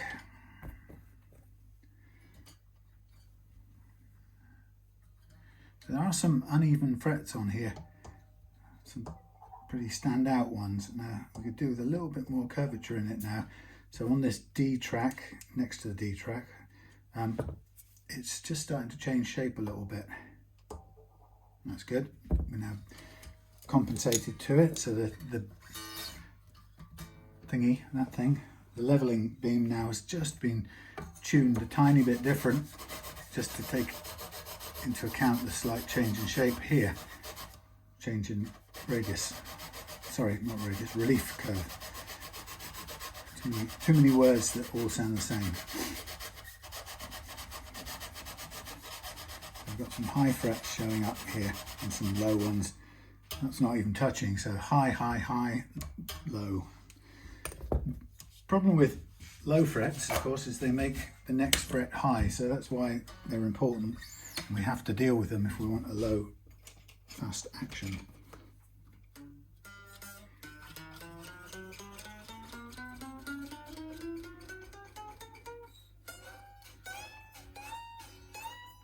Great, that's given the last little bit of complaint gone from those high E bends. Okay. A tiny bit. So what I'm going to do, once I've done the leveling, this little bit of leveling, I'm going to recrown the frets. Now this may be quite challenging because the frets aren't very tall, so the fret leveling, sorry, fret crowning file that I would normally use may not be really may not cope with it. It doesn't like massively flat frets. It likes there to be a bit of height to the frets. It expects there to be some height to the frets.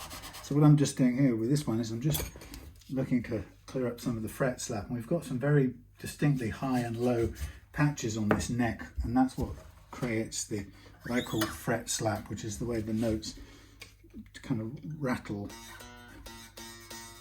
There's a bit there.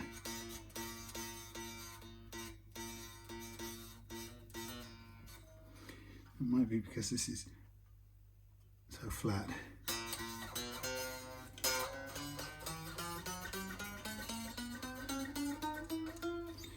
Let's just do a little tiny adjustment here. If the neck is too flat, we're going to just release the tension on the truss rod a little bit. Now these things, they bury the truss rod about a mile down inside of the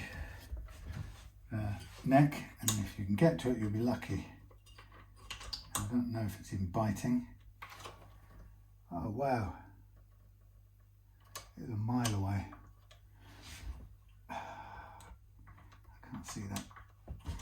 I can't see that biting at all.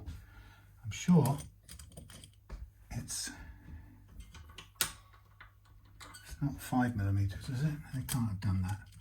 Surely not. We'll try a 5mm one, but I don't think it will be. Oh yes it is, bloody hell.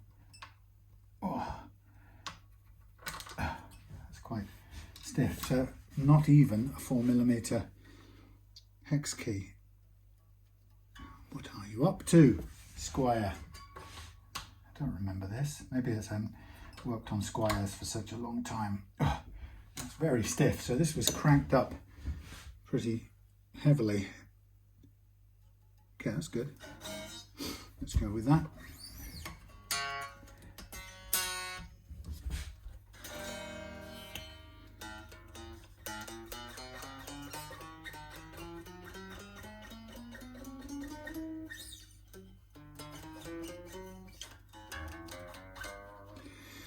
Good, let's fix that. That was just slightly too flat for the liking of this neck solved. But 5mm, not 4, like most modern Far East guitars. And confusing.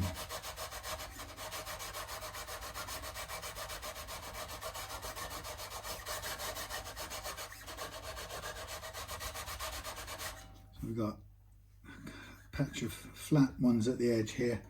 Not a lot of, it's not very even, these frets. I've got to say that much.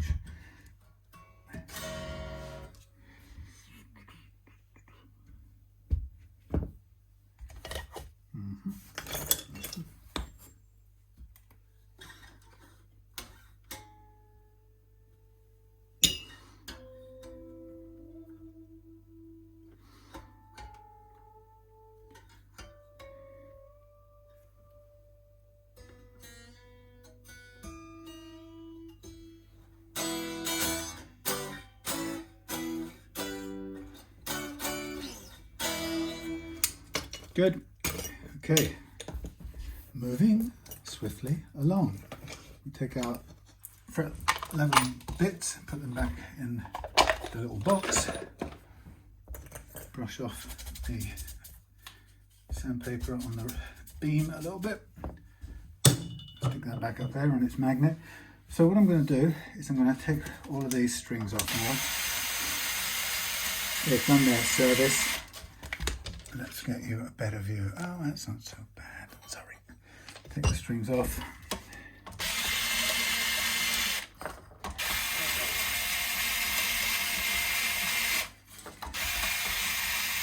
And what I'm going to do is replace these string trees with Tusq ones, because they're much nicer for keeping the thing in tune.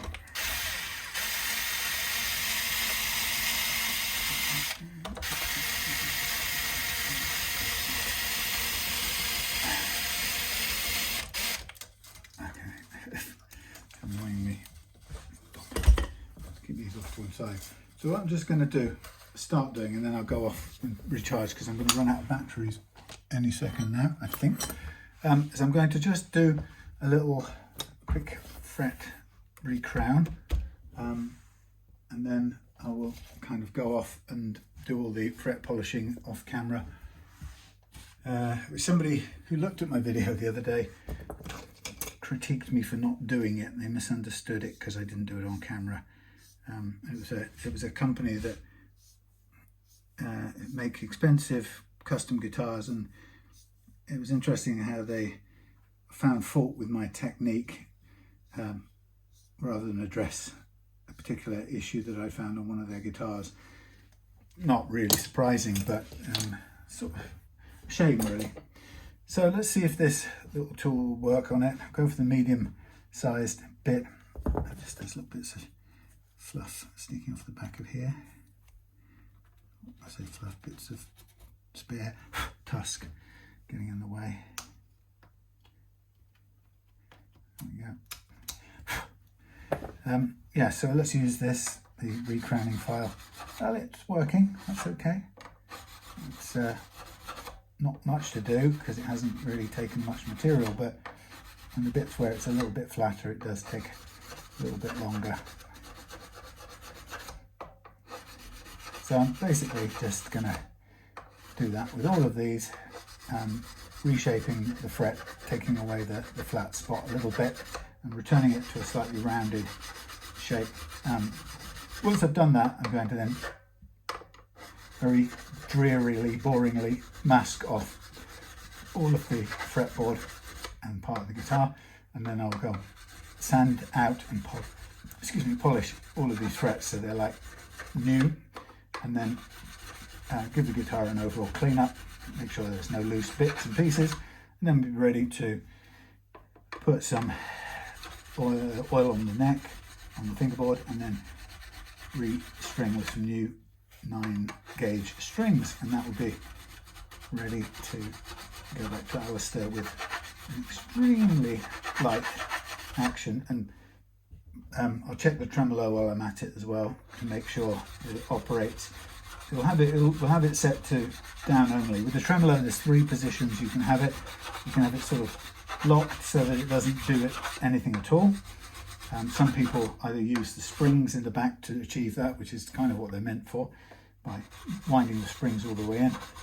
Equally, some people like to put a block of wood in there to make sure nothing ever moves.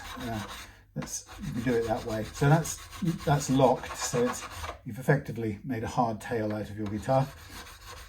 Or you can have it down only, which means the springs are engaged, put quite a fair amount of force onto it to stop the bridge moving while you're playing at this end. But if you want to push down on the arm, you can get a little downward movement, which gives quite a nice shimmer, which is what most people like a bit of tremolo for. These ones are a bit flat up here, and they've been quite heavily leveled at some point. Not in my lifetime exactly, but anyway.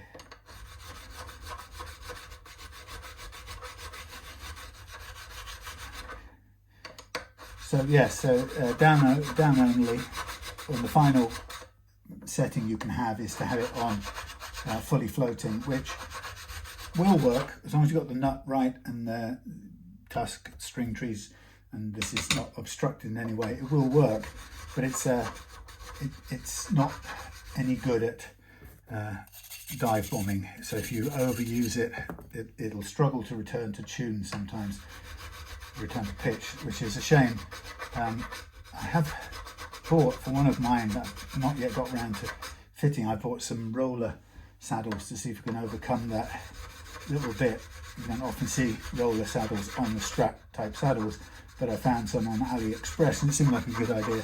See if I could just iron out that last little bit of reluctance to stay or to return to tune.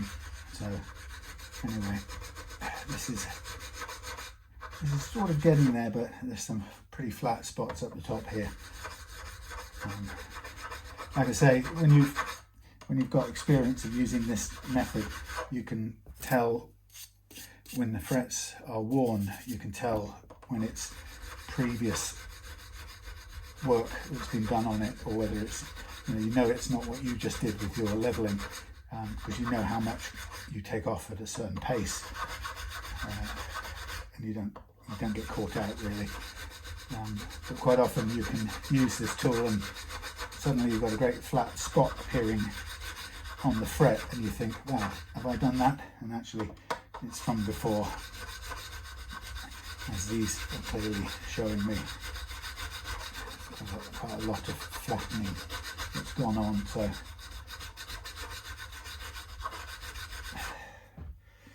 that's as good as I'll get them, given the amount of metal that is there. Right, so I will dust these off, clean these off, and I'll mask everything off, sand them all out, and I'll come back when that's done. This way I will get a drink of something and come back to you when that's complete. See you in a minute. Okay, frets polished, recrowned, sanded and polished out, and oiled, as you can see, and everything cleaned up, looking good. Now the one thing I'm just going to do a quick adjustment on before I put the strings on is the tremolo. And I don't know if you know, but the tremolo likes to be set in such a way that these things are not quite down on the deck. So the best way to kind of do it is to just dial them back a little bit, a couple of turns from touching, and then what we're looking for, see what it's pretty well screwed in, so it's quite a stiff tremolo. So what I'm looking for is to go down until the screw touches the deck, and I can feel it move under my fingers, and then I dial it backwards. Move, touch, backwards. So do the same for all of these. Down until it moves, back a couple of half turns or a turn in total. Touch, back. And this final one, touch, back. So that's at its best position for tilting. Right, so what we're going to do now is we're going to just wipe off, I'm going to just wipe off the fingerboard, and then we'll come and put new strings on. We'll put 9s on because that's what I put on all of the other guitars I've set up for Alistair.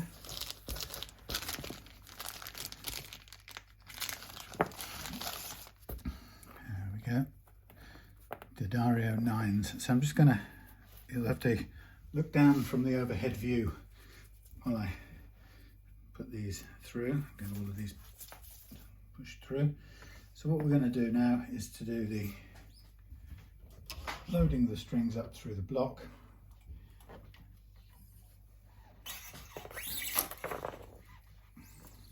And then once we've done that, we'll get them wrapped onto the tuning posts, and then we'll tighten it up to pitch, and then we'll do some stretching, because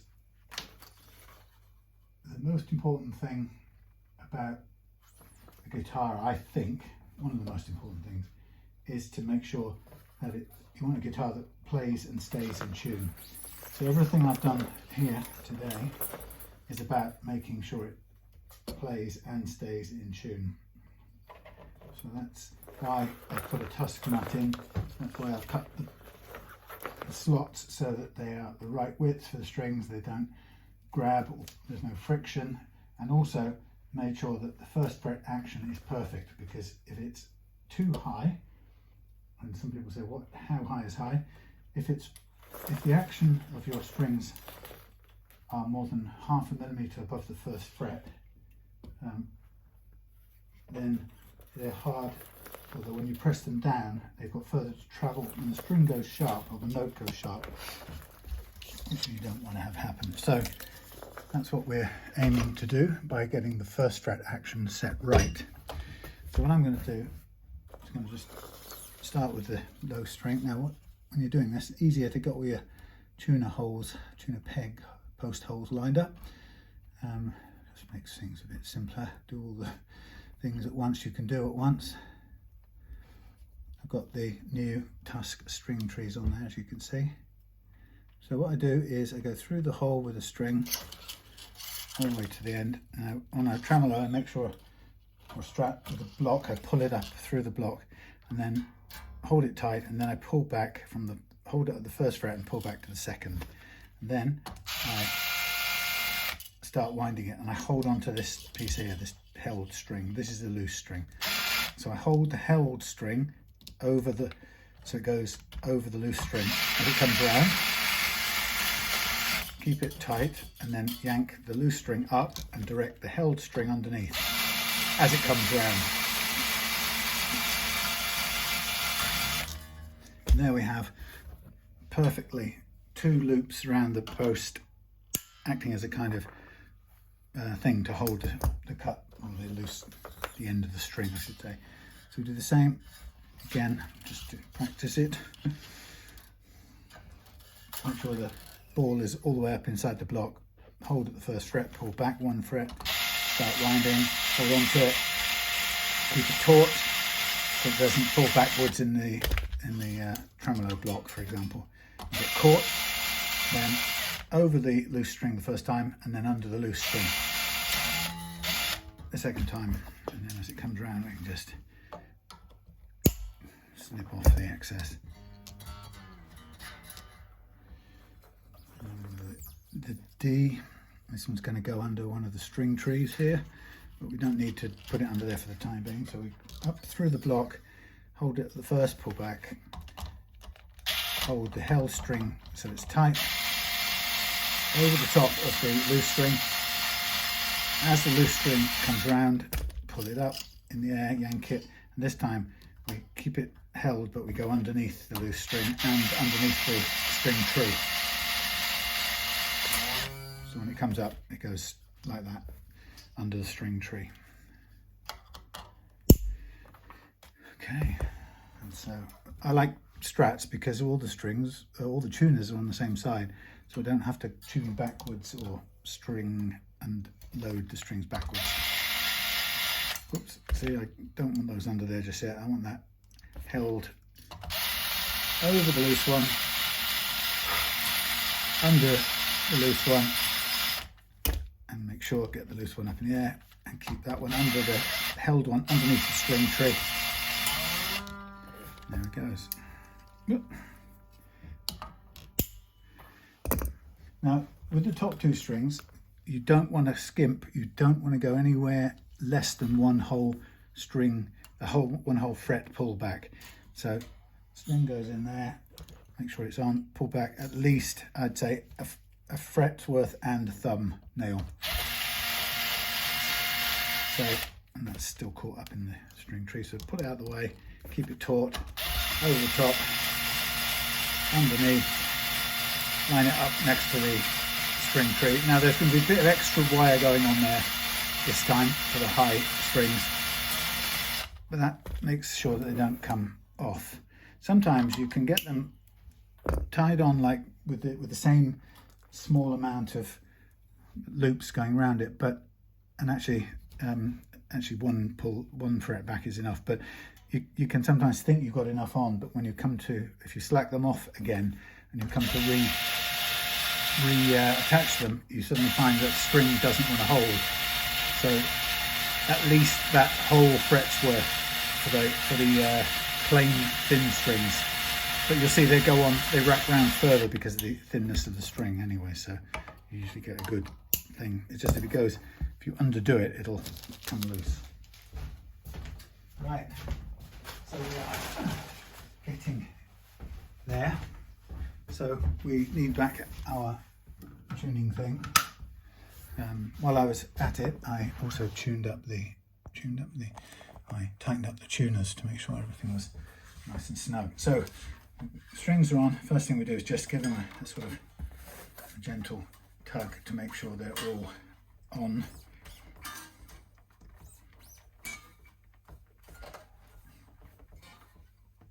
Gentle with these top strings because they are delicate. So first one we do is tune up to A.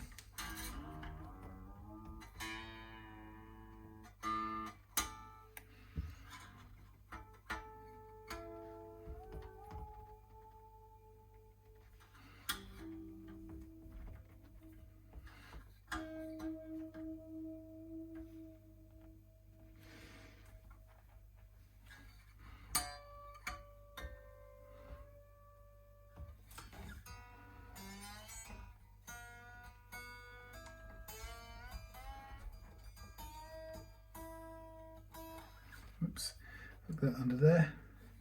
Now the playing action has changed a little bit because I've set the bridge right back on its haunches. Before it was pulled down at the front, so I'm going to need to adjust the playing action back to where I want it before I do anything else. That's just because I've positioned the bridge where I want it for down only use. You want the bridge to fall back firmly against the back here where it is, but you don't want it pulled down. So the action was lower because it was basically tilted up like this because these screws were all in. And there's a chamfer on the front edge of this plate which drags it down.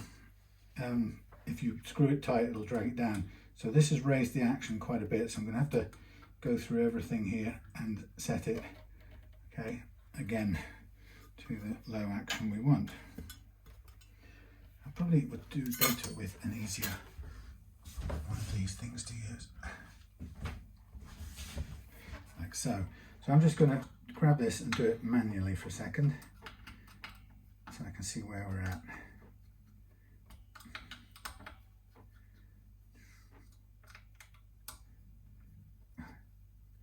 Grimy, some of these.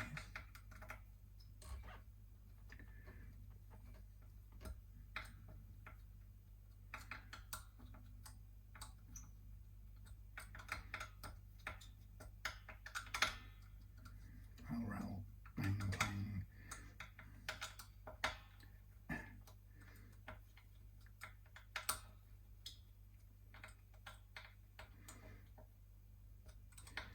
Okay, that won't be exact, so I need to come back and check it manually.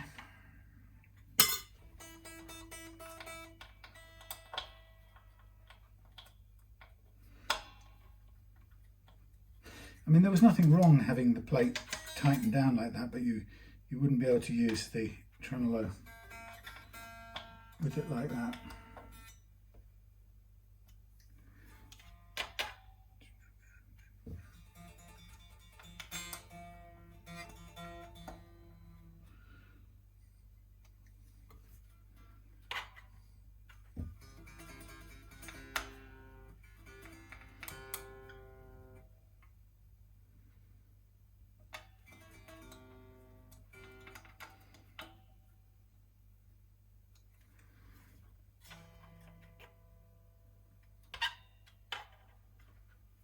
About right. Okay, let me tune back up.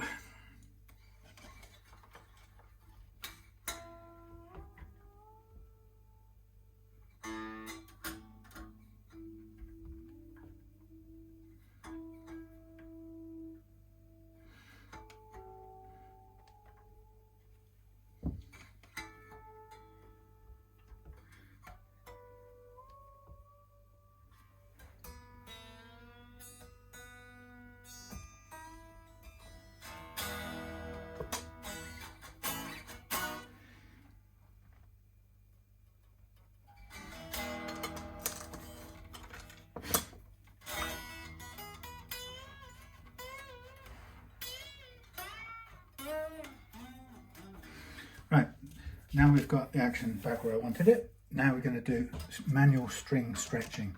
So you grab the strings and push with your thumb and forefinger so that you squeeze out any slack that's in the strings. And there's a lot. Don't ask me where it comes from. Some people think it comes out of the coil or the windings at the ball end, but it definitely, you'll hear all of this detuned, completely detuned, and all the strings will feel completely slack. And you need to do this basically if you want your guitar to play and stay in tune, especially if you use a bit of the tremolo. You basically want to do this until there's no more detuning. When you squeeze the strings between thumb and forefinger like this, just stretch them. Be careful on the nines obviously because they're delicate. You don't want to bust them.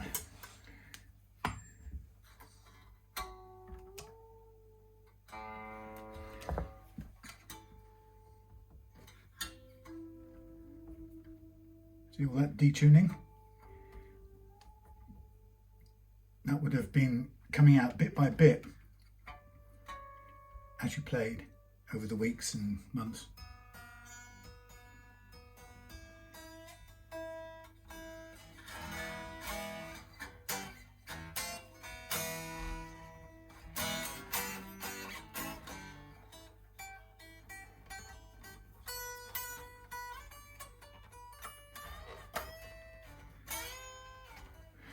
Right, so we do it once and then we do it again.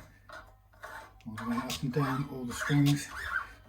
Do it 2 or 3 times until you can hear it stopping detuning. And then when it's stopped detuning, you can be pretty confident that it will stay in tune when you play, and including when you use the tremolo. Now at the moment the tremolo is fixed in the right position, but it may have too much spring loading on it, more than it needs, so that it might make using it incredibly heavy going. So we'll adjust that in a minute to make sure it's light as it can be, without it coming up off the deck when you're bending notes.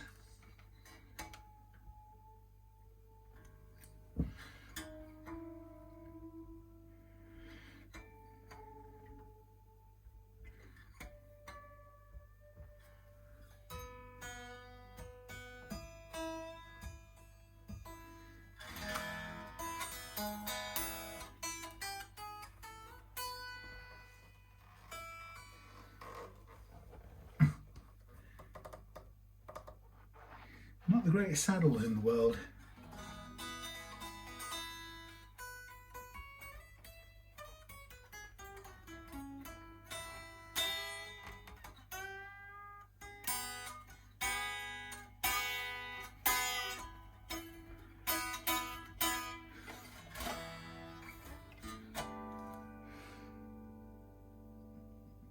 Okay.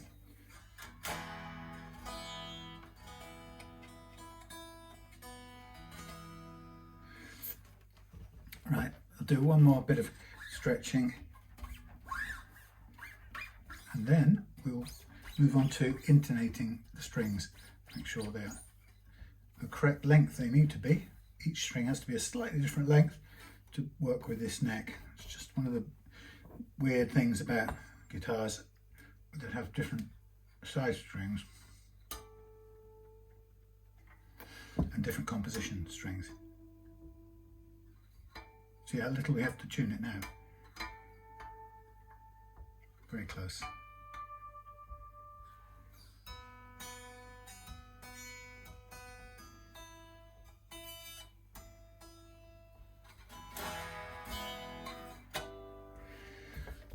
Okay, so I'll get a guitar cable and I'll do the intonation and see where we are.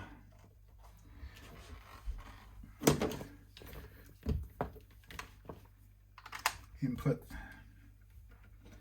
volume up, tuners.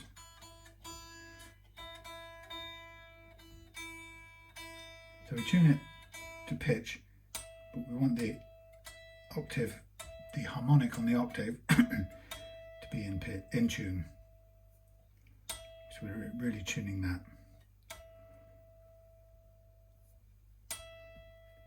When we've got it in tune, then we fret it. And the note should be the same.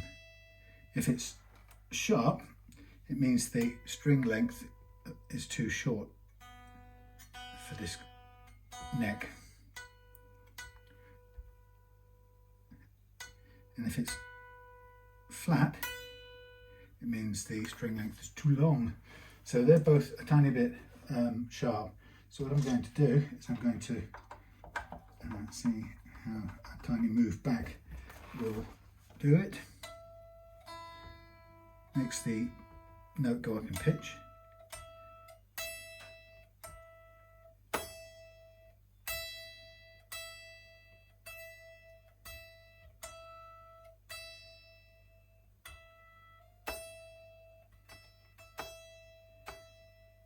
Okay, that's in position. So what I'm going to do is very quickly just slack off these very slightly, because I happen to know where these saddles should sit to intonate properly, given that I'm using dependable quality strings, which I am. So I don't want to, it's better not to drag the saddles back under heavy load, so slacken them off. But now I'm going to take these back, and I know that the B is about a millimetre back of the E, the G is again a millimetre back from the B, and then the D is just forward by about half a millimetre of the D, and then the A is a millimetre back off the D, and the low E is about a millimetre back off the A. That's just about run out of intonation room there. So let's tune these back up.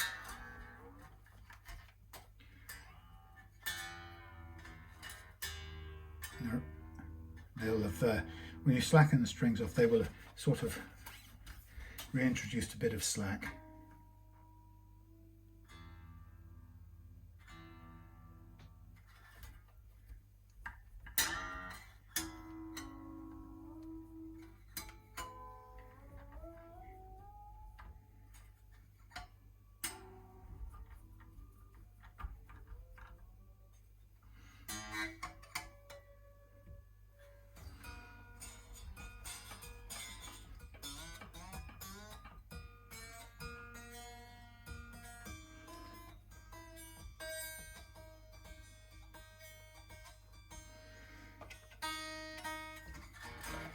Right, let's try the E.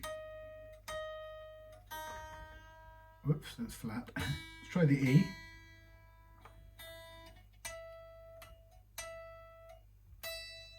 Yep.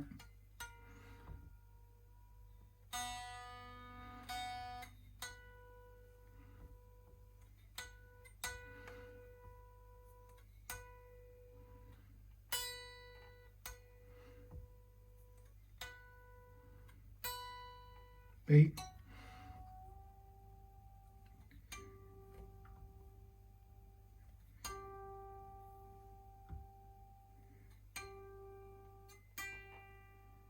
G,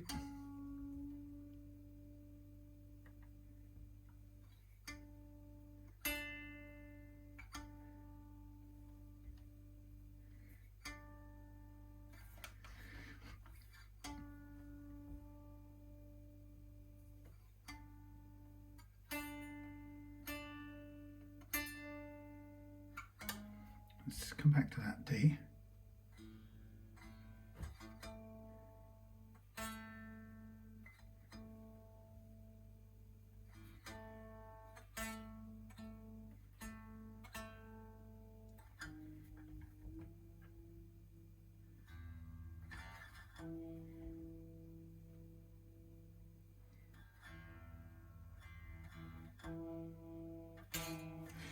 There's magnetic interference going on here, I think. These pickups are too close. I'm hearing ghost notes. I'm going to take these back out the way. Let's see if we get an improvement.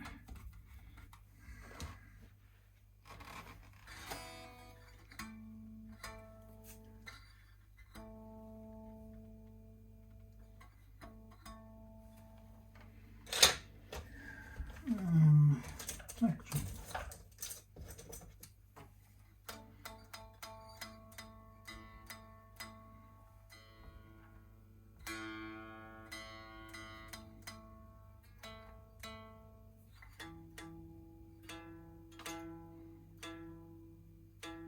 weird. Definitely too close to the strings.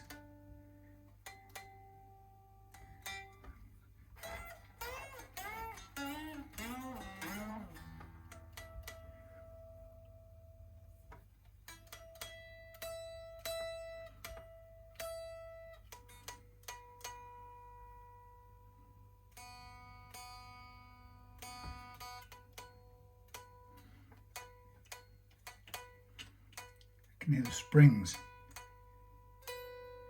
pinging.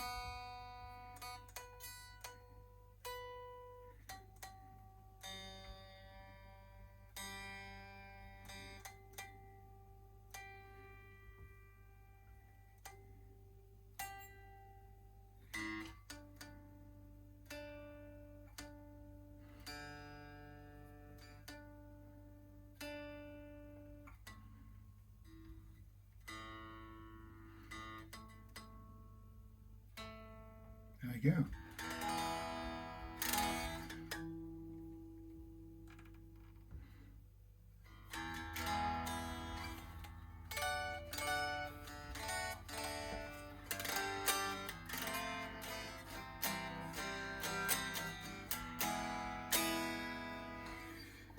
Okay, let's just double check. We've got a little bit up. Let's go quarter and a quarter. Go a bit and a bit. Go a bit and a bit.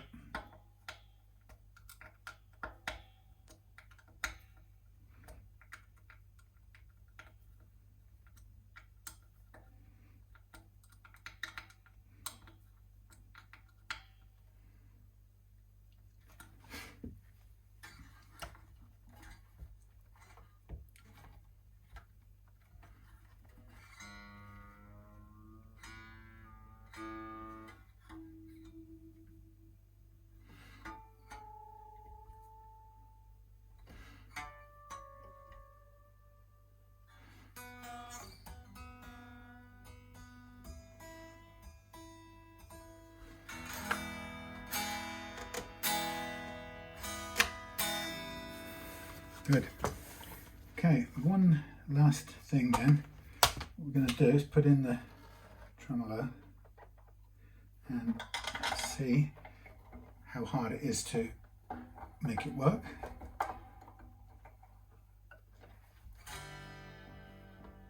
Which is not bad.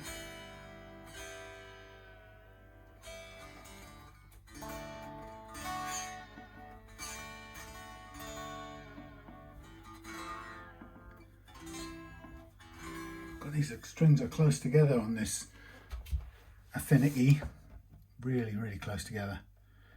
For my big hands, I'm not used to that. Anyway, okay, so that's good. Let's take that off. It's pretty much set where I'd want it to be. Let's go and put the plate on the back, and then we're done, ready to go. So that's it. I don't know how long it's been over and all in total. We're on 40, how many minutes? Oh, 27 minutes. So plus the first bit, which I've forgotten, couldn't see how much it was. So we are whatever it was and is, but all cleaned up, lovely, ready to go.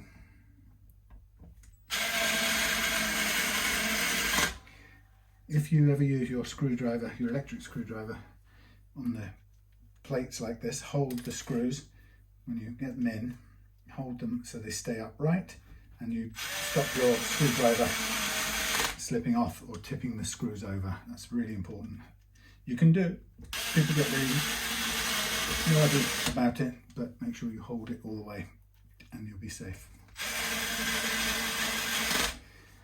It just means you won't go.